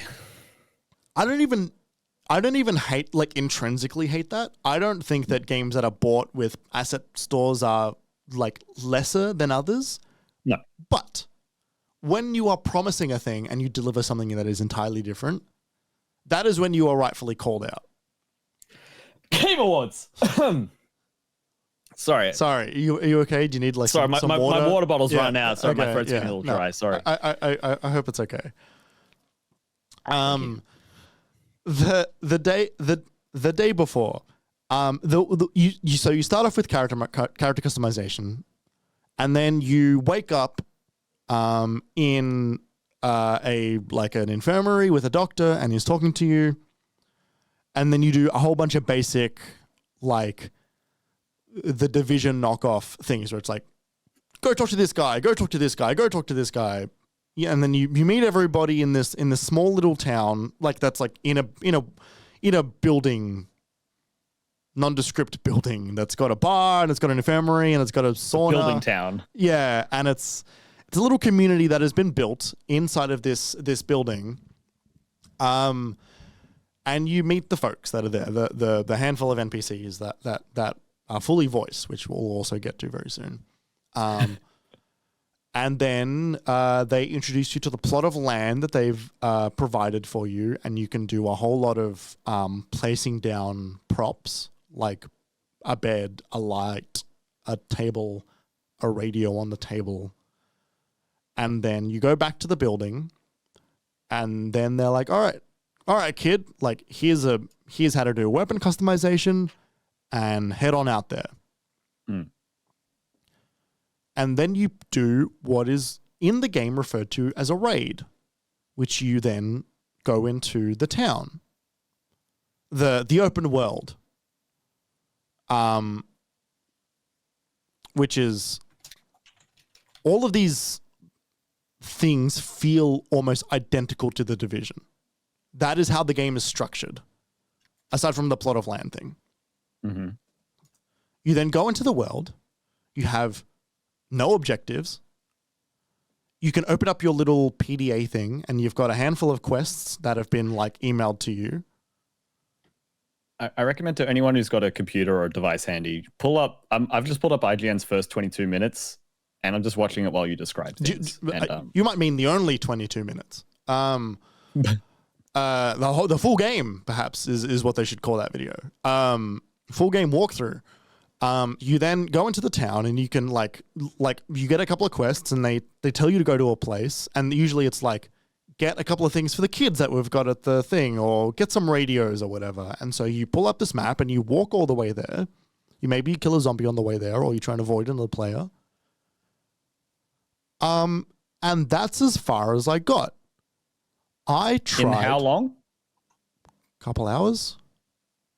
I tried for a very long time to finish a single quest, and I couldn't.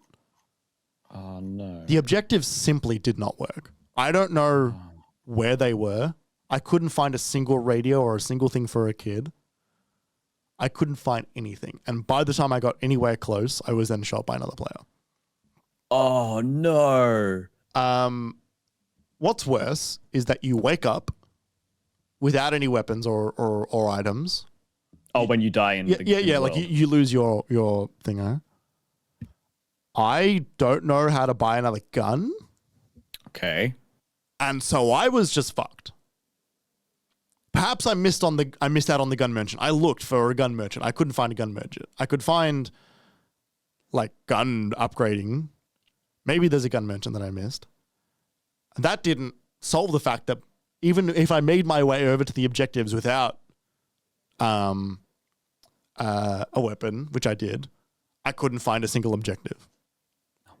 So I'm going to go back to the beginning again, and we're going to re-walk through this whole thing again one more time, and I'm going to give some more information now that you understand what everything is. So when you start the game, you have the most basic, terrible character customization. You then make your way into this world. You wake up on a bed in an infirmary, and it plays out the exact same way as Fallout New Vegas for some reason. Now, in the past, the day before trailers have always replicated another game, and I, for the life of me, cannot figure out why. They have always replicated another game. The font of the day before is the same font as The Last of Us, done in the same style. A lot of their press images have always replicated other video games. Their trailers, which are no longer on their YouTube channel, always also had a shot that replicated another video game for some reason. I don't know why. The UI looks a lot like GTA 5 to me. Kinda, yeah. There's no minimap. And then you make it into this world, this little weird community town that has no sense of space or shape or character. You have a bunch of NPCs that are barking the same conversations over and over and over again, and they are all using AI-generated voice. Oh, no. A lot of the images for advertising, for items, everything is... Every image that is depicting an item or an advertisement or a sign or whatever is all AI-generated. The movement feels... default armor ass fucking movement with the Q and E to lean, the same stand, crouch, prone, run, jump, the same thing. The only difference is there's no vaulting like that armor does, but like it might as well have. The inventory is the same inventory that you've seen in all of those games. The characters don't have anything to do. There are no characters with anything to do. You get your quests when you're on a raid. The plot of land has seemingly no point. You don't gain anything from your plot of land. It is purely cosmetic. And when you're in the game and actually playing it, it is the worst version of DayZ that I've ever played. Oh, no. And it was a janky armor mod. Yeah. Like, as a character... like movement, it's fine. It feels like the most default ass fucking Unreal like character in that regard. It's not like it's worse than how DayZ felt, but there's nothing to fucking do. What I will say, and this is probably a credit to the assets that they have purchased for the game, the world itself looks visually nice, even if it has zero character. That being said, it is a tremendous step down from the stuff that they had shown leading up to release. Right. In terms of lighting, in terms of effects, in terms of character in the world. There's no voice communication at all in the game. You can press F1 and your AI-generated voice will just bark the worst like barks you've ever heard in your life. This is a scam. We knew, you and I knew this. We've been, like, I've been following this and feeding stuff to you every now and again, being like, look at the fucking shit, right? And like, so we knew this was a scam. But this is like the most, like, this is a heist. Yeah. They have done a heist. In broad daylight. Yeah. They've done a heist with the backings of, like, MSI and the backings of NVIDIA. Oh my God. They've done a heist with the promotion of like IGN. Like they have committed like theft. If you have bought this game, you should refund it. If you have not bought this game, you should not buy it. I will not be refunding it because I have a desire to keep continuing it. There's like a story here. All of the developers of the game, bar one, have left their Discord. Whoa. They have closed down their discussions on Steam that you cannot make topics anymore. Whoa. Like, this is like really bad. I mean, we knew it was going to be, but you're right. That's the next step. Hey. Yeah. Yeah. There's stuff happening here. There's juice. Yeah. So that's the day before. Fascinating. Yeah. Deeply. I'm sad it's all of this is to say that it's in early access. That is important to note. They are not selling a finished game. True. They are not selling a video game at all. There is no loop. There is $60. There is no gameplay. There is gunplay. Okay. There is no game here. A game does not function here. There is no win state. There is barely a lose state. Oh my God. Like there is not a video game here. Well, they've barely got any talking points on the page. Why would they? Survive at all costs. Fight other players for survival. Survive against the deadly infected. Collect valuable loot. Explore the beautiful and richly detailed New Fortune City. Enter skyscrapers, stadiums, malls. Uncover distant surroundings. There's a bit more, but not much. Yeah. Yeah, no, it's tremendously bad. Sounds like you should buy DayZ for $60 rather than buy this for $60. DayZ, at least I've had a lot of fun playing that game years ago. And it is a game. It's a game. Wow, 18,000 mostly negative reviews. That's a huge number of reviews. Yes, yeah. That means that like 10, 15 times that number of people bought it. Something like that. Like it's also getting bombarded, but also yeah. Wow. The other game that I've been playing. They started working on this game the day before it came out. Yeah. The other game you've been playing. It's called a video game called Alan Wake 2. Oh yeah, I've heard of that. Yeah. I think it won some awards recently. Yeah. At some show, I don't know, I can't remember the name of it. This video game, Kerry, is probably my game of the year. Yep. You are you've been sending me messages of like, holy shit, they're doing this and they're doing that. You are so in on this game in a way that I'm a little bit jealous of, honestly. Yeah. But please go on. Tell me about your experience. This is like the coolest game in the world. There's three things. There are three key things that I adore about this game. What? What are you laughing at? This is such a non. It's just such a non-critical statement from you. Like, I don't remember the last time you just gave me like a fanboy statement like that before. Like, it's been so long. Yeah. Three things. Three things. You said. So, like, I've spoken to you about this, so you know what I'm about to say. But like, I cannot comprehend how dope it is. And I usually don't fuck with stuff like this, but in this context, they are leaning so far into it and also weaving it through the text and tone of the game that I cannot help but adore it. Alan Wake is a video game that came out like 10 years ago. Yeah, 10 plus. 10 plus years ago by Remedy, and it was directed by a man named Sam Lake, who is the creative producer or director of Remedy, the studio. Sam Lake is famous from also being the face of a character called Max Payne from the video game of the same name. Now, in Alan Wake 2, Sam Lake is once again put his likeness into Alan Wake 2 as the character Alex Casey. Alex Casey is a character in the video game Alan Wake 2 who was created by Alan Wake.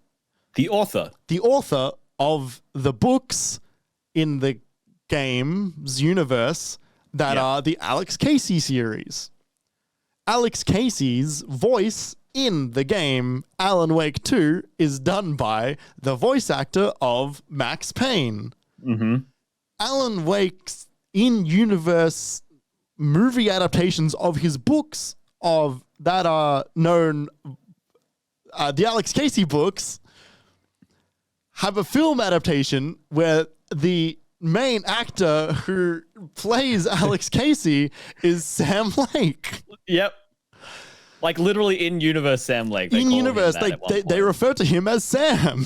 And this is all in the dream world. I don't know if the movies exist outside of the dream world. No. In the world where Alex Casey is a character, it is a coincidence that he is a detective called Alex Casey, and he knows of the author Alan Wake because he kind of resents the fact that Alan Wake wrote books about a character named Alex Casey. And he also is a detective named Alex Casey. And when they also voiced by Max Payne. Also voiced by the voice actor of Max Payne.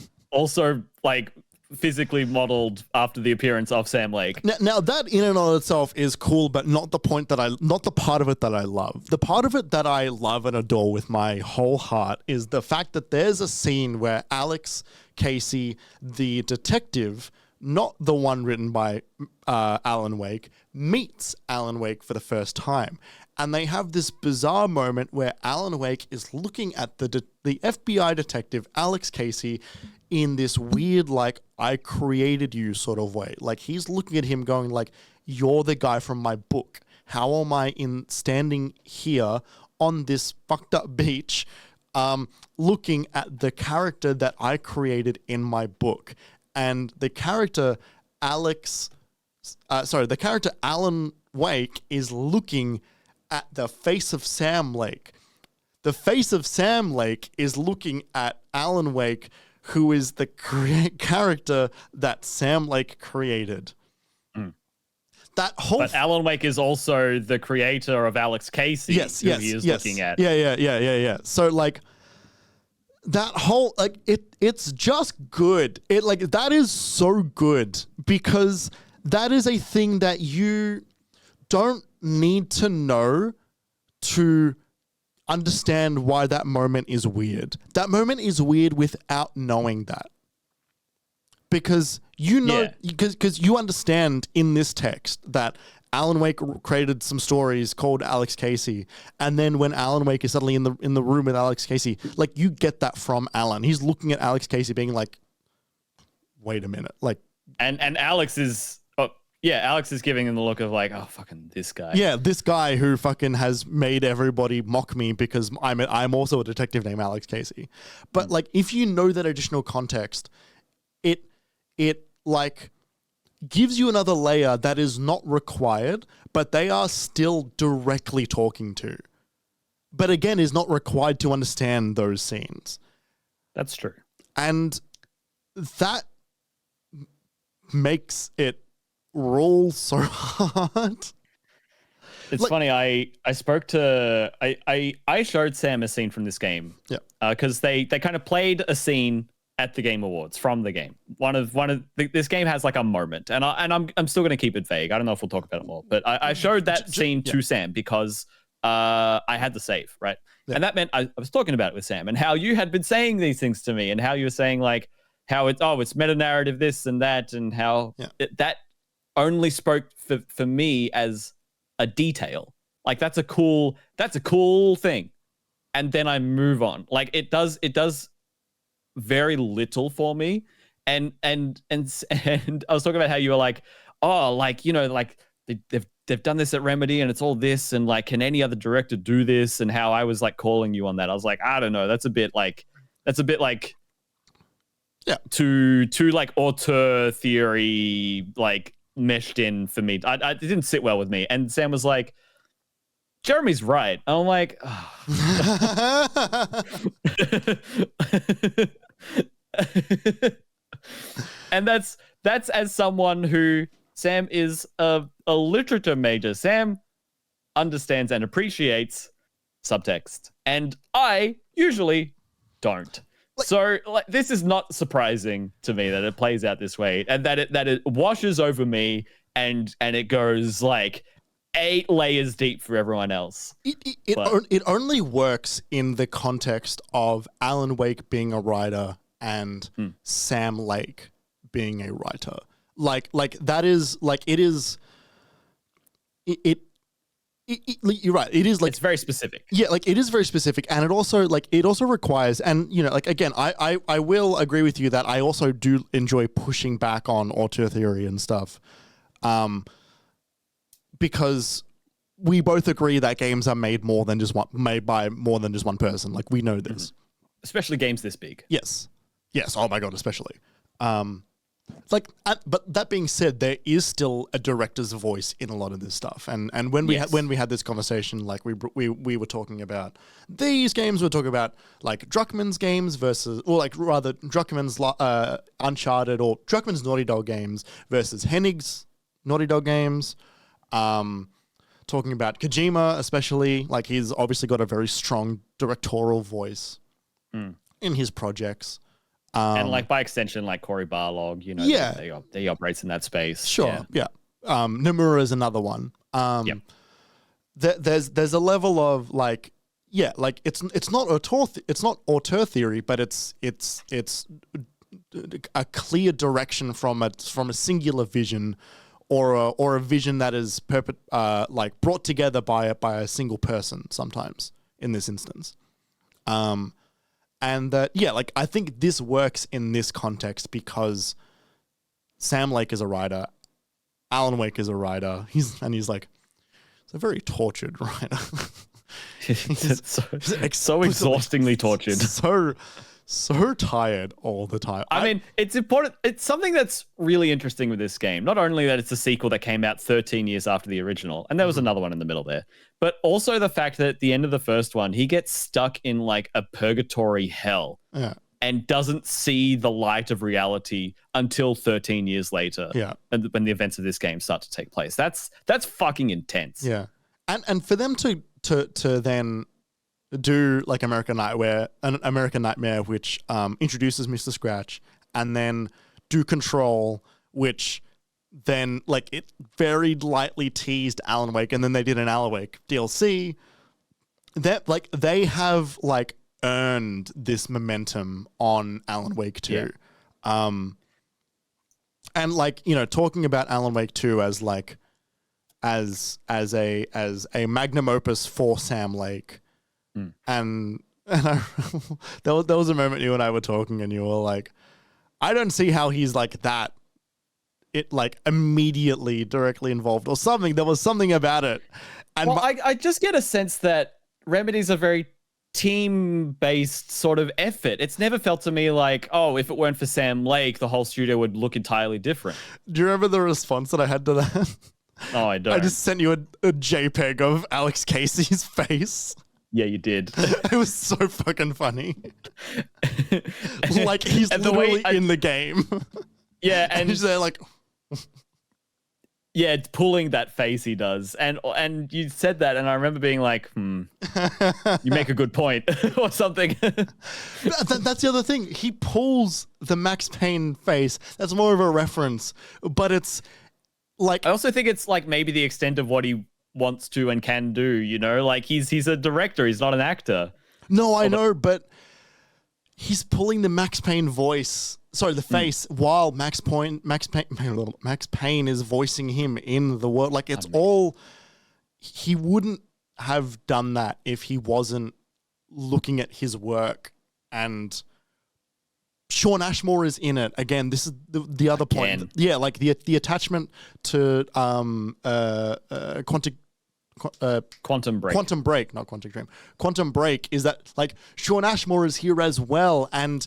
Like he's not playing the same character, but like when you are doing work that is self-referential to your previous work and you're bringing everything forward, like you are including it at least in a way that makes the audience, if they are familiar with your previous work, consider it as not connected, but a predecessor to this, which I love so much. Like, it is such a strongly directed game.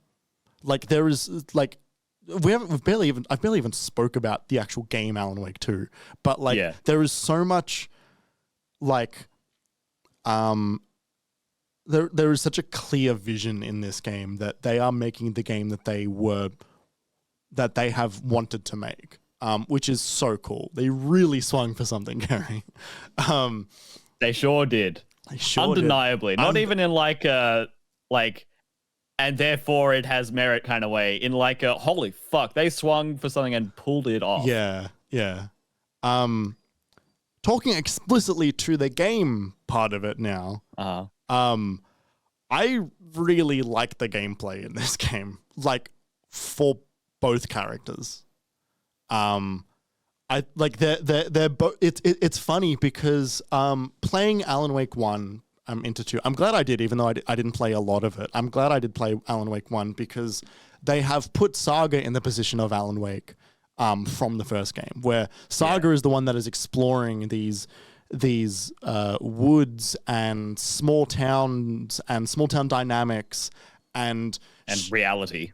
Also. Like reality, but also the reality that is being manipulated by the pages. There is finding pages. Yeah, and the pages then fucking up her real life. There is a wonderful kind of like dyad between Saga and Alan Wake from the first game, where she's living through basically what he did, reading his words, while also she's kind of trying to save him in a weird way. It is really cool. And also, it maybe, in lore, it's that like thing of like, he's been trying to escape this whole time. Maybe that's why this one worked, because it pulled from his experience in the local area and blah, blah, blah, blah. And it's also really cool how it's so deeply personal for her, because it's about her and her daughter and her life sort of falling apart that she knows. But to Alan, it's deeply impersonal because he doesn't even reference her in the story. He just refers to her as the hero. And she's in a wonderful... I don't think that's true. Are you sure? Does he actually reference Saga? Yes. Really? Yes. When? Plenty of times. Oh, okay. Yeah, sorry. Well, even then, like, he often still only refers to it as the hero. Like that was the thing that has stuck out to me, that he will refer to the protagonist Saga as the hero in the manuscripts. something to keep in mind is that Alan wasn't aware of Saga until that first time they sort of see like half like ghosts of each other. Right. And so like I don't know what like when it gets tricky with like when the script was written and all of that. And how much of it's written by him and how much of it is not written by him, because it's also not always him. Right, like they're doing that a lot as well, and like it's also like a time bending kind of thing, because he's seeing Saga do that, but at that point in time, like he's almost out of the dark place. Yeah, but when he sees it, he's well and truly in the dark place. So when does that happen? And the idea of Mr. Scratch, I think, is a really cool like additional layer to all of this, where he's like it's like that's the part of him that he's like trying to keep away, but it's also his doppelganger because it's not actually him, but like brother, it's definitely you. And like them treating it as a different character is really like pulpy crime in a way that I really like. I also like that, like when he comes out into reality, which happens fairly early in the game. Yeah. You know, it's not about him sort of like being this experienced badass. Like he's fucked up and he's still just a writer who's had to manage a gun and a flashlight. Yeah. And like he is not more powerful from this. He is so fucked because of this. Yeah. And he's like terrified because he's been living in a nightmare for over a decade. And he's so lost. Yeah. Yeah. It feels so genuine. Like the characters are all deeply troubled, but they all feel like that they have genuinely lived this.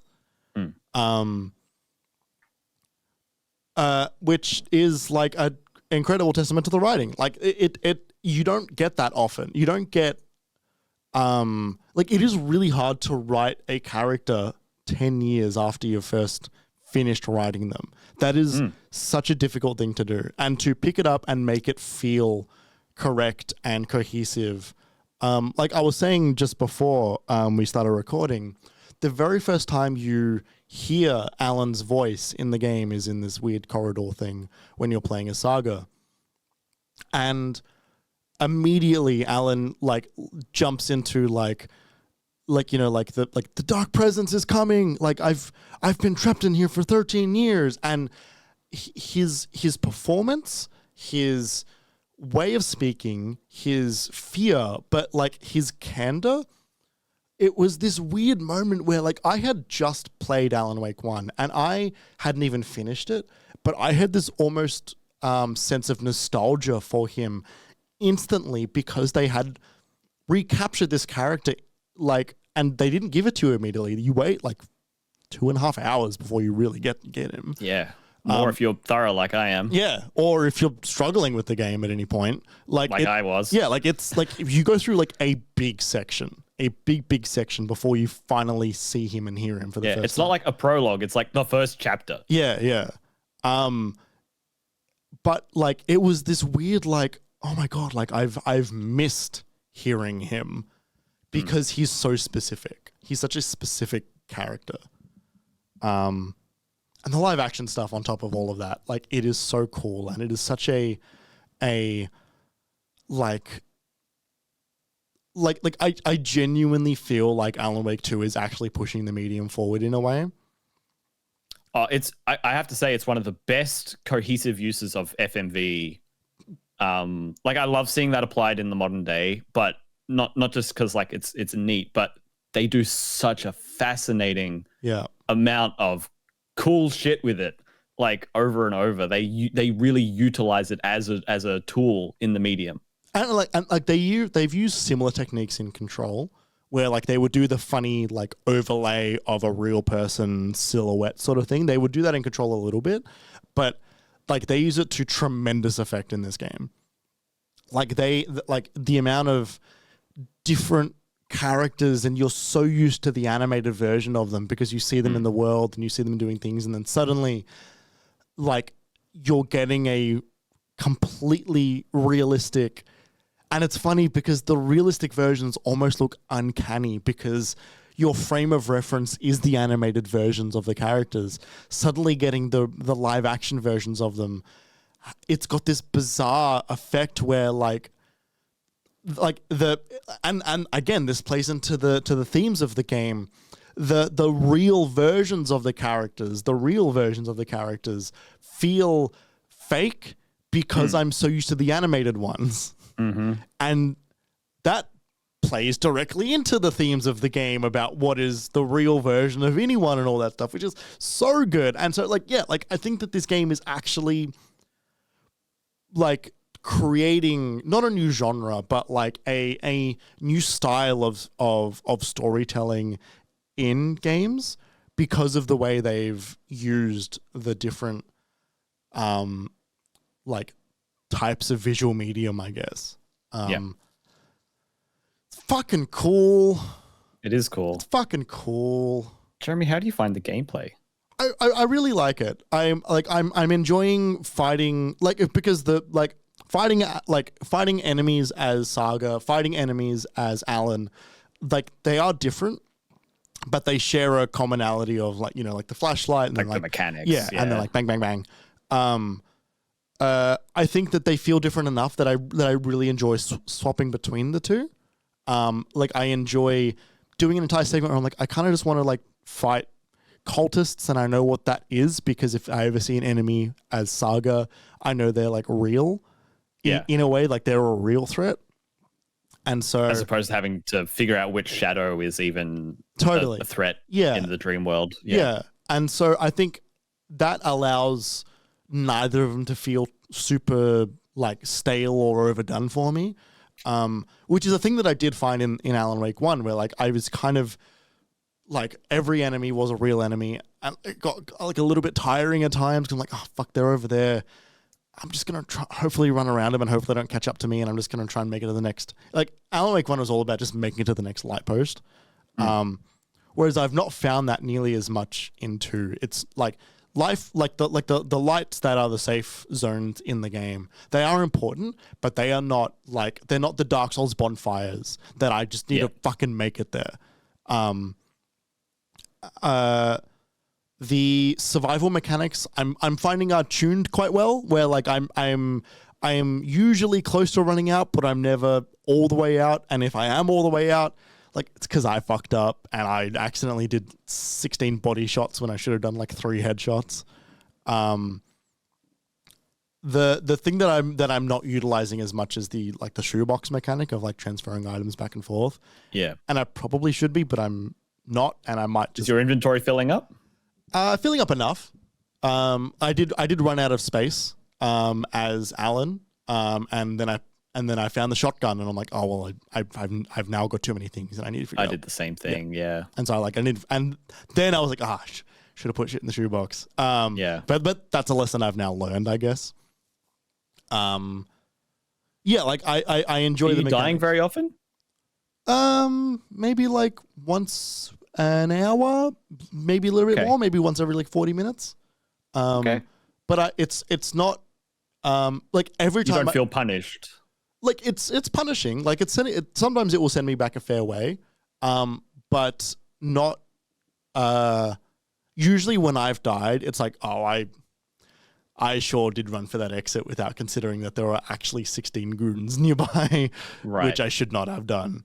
I think the thing that like the issue, the biggest issue that I'm having with the gameplay is I'm finding the enemies spawning very strange, and I'm not used to where enemies are showing up and where they're not.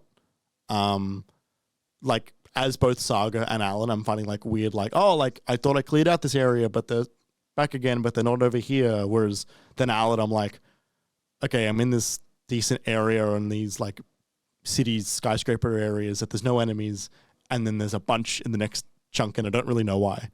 But I also really love the enemies as Alan. I think that that's like a really cool, different twist on the Alan Wake like combat, where like you don't know which ones are real, which ones are not, but they're all a threat. But you don't really know which ones are all the time, so you're sort of just like holding the flashlight on them, and it's like it's thematically cool, but also like I see shadows all the time in my real life, and I can't, I don't jump at them, but like I will always look at whatever I'm noticing in the corner of my eye. And so this game, I'm constantly just like, okay, like where the fuck are you all? Let me clear everything out. And they put that too. They put fake ones in all the time, just off objects, and the field of view is a little bit weird because of it and all that stuff. I think it's so fun. Yeah. I love the visual stuff they do in the Dark Place. Like the way the shadows dissipate, like the visual effect of that is incredible.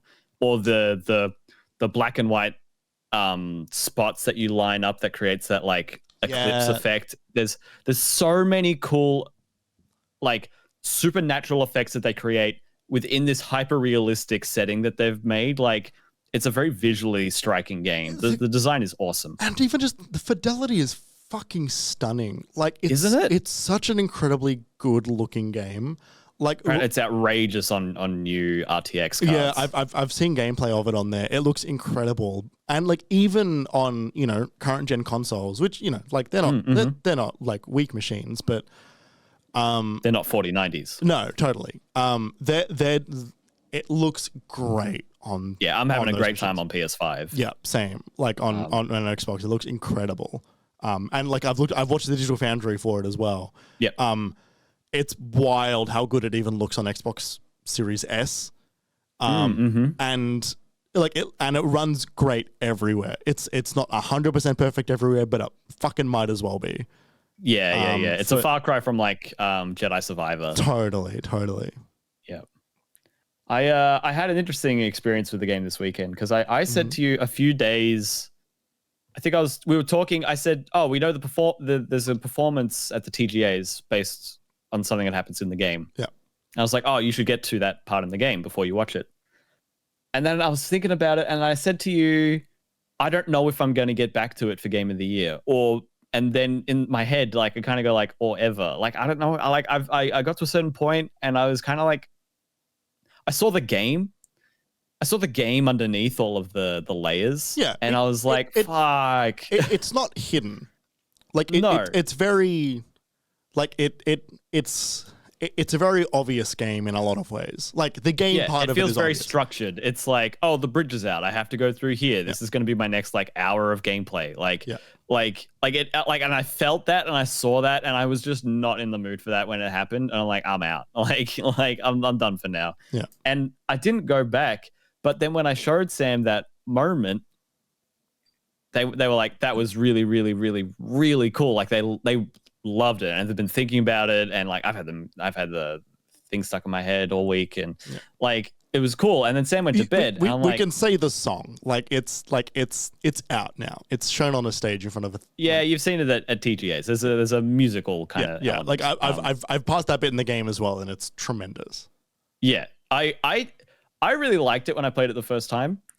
Playing it the second time with Sam, I appreciated it all the more. Yeah, because not only because like I kind of understood a bit more, like I didn't get stuck in the bits I got stuck the first time, but also the effect that they were pulling off in there with they have all the projections of the FMV, and then they cast lights off the screen into the world that then like God rays that then pierce through the like trees on the stage and the other neon lights and the flashing of the car and it's a technical masterpiece as well as like just an excellently directed moment and such cool gameplay and a great palate cleanser. It's amazing and a great song. Yeah.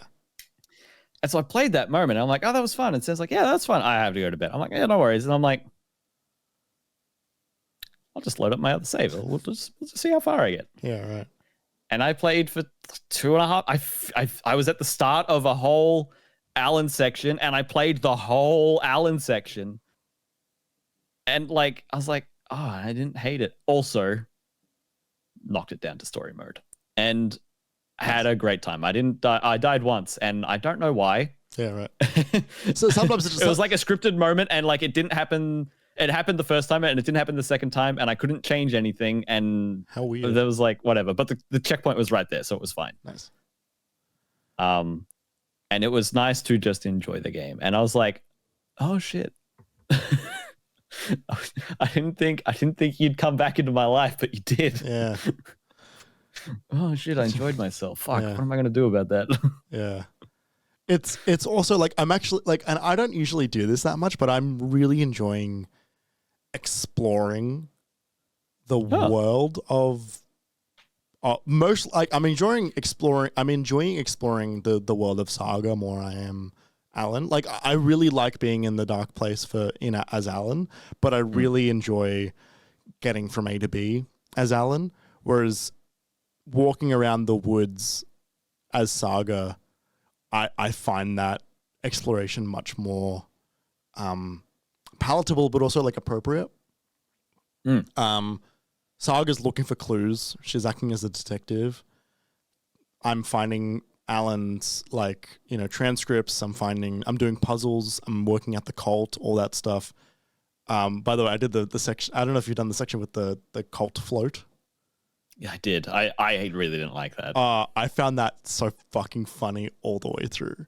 Oh man, that whole chapter. That was the moment I was telling you about where I was like, I thought I got to like the point in that chapter where they were putting me into the like the final sequence that would lead up to the boss fight to like conclude the chapter. Yeah. And you get to that room and they're like, we find 4 things. I'm like, oh, come on. Well, because like I had found like 2 of them by just exploring.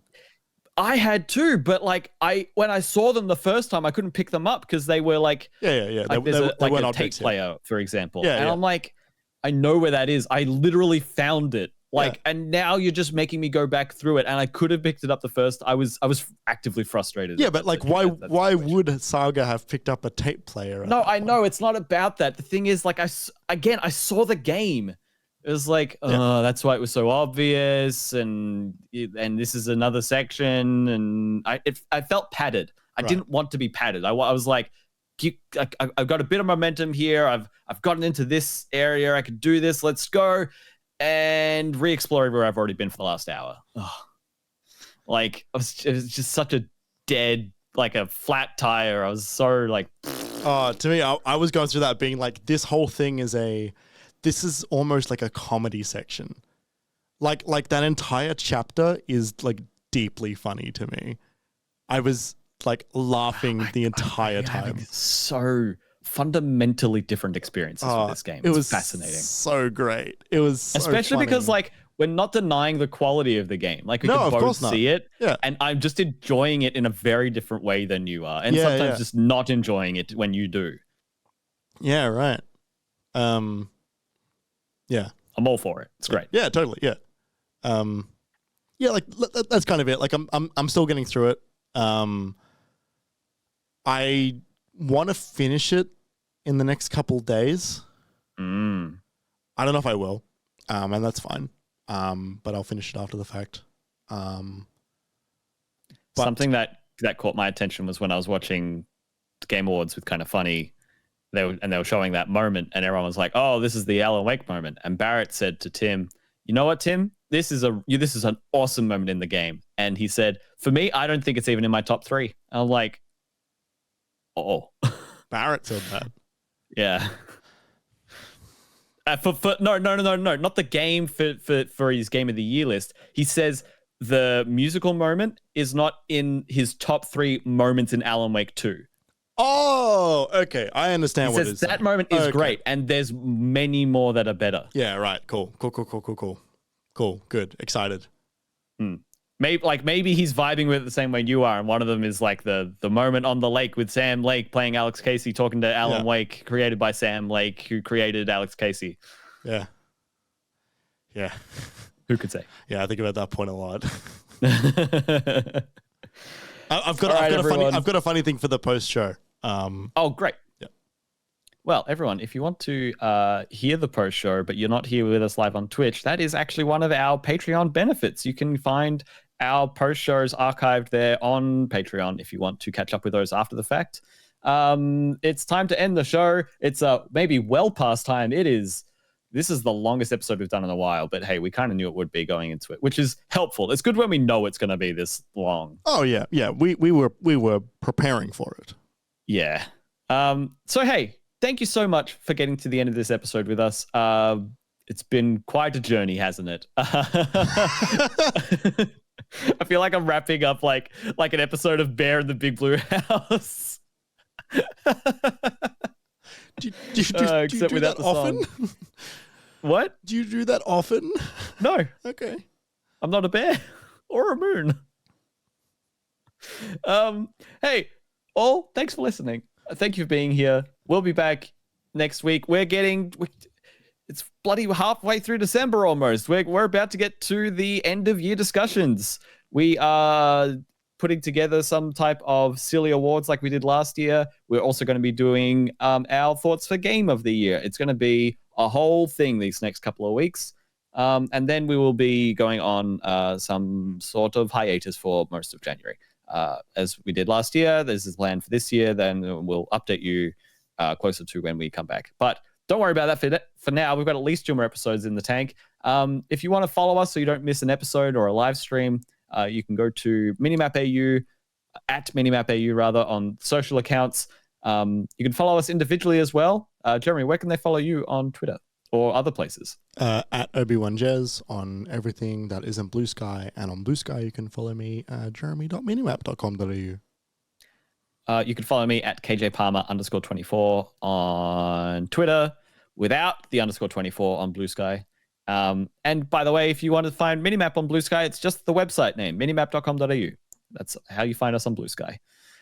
You can head to the website, that same website, minimap.com.au, to find all other things we do that isn't the Minimap cast, like our PAX coverage. I've done some reviews since then. There's great stuff over there. For those of you who live with us on Twitch, we're going to find out what Jeremy's thing for the post-show is in just a second, so stick around.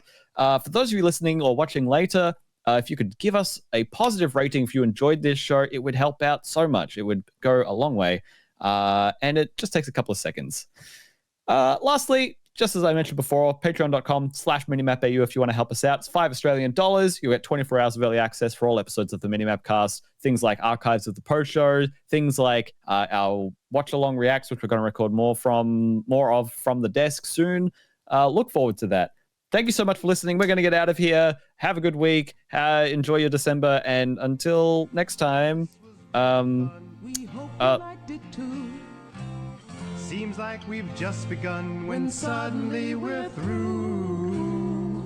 Goodbye, goodbye, good friends, goodbye. Oh my god, you pulled that up so quick. Now it's time to go. I don't remember the song well enough to know what they're going to sing next. I say, well, that's okay, 'cause we'll see you very soon, I know. Oh man. Thanks everyone. We'll see you next week. Thanks, Big Blue Bear.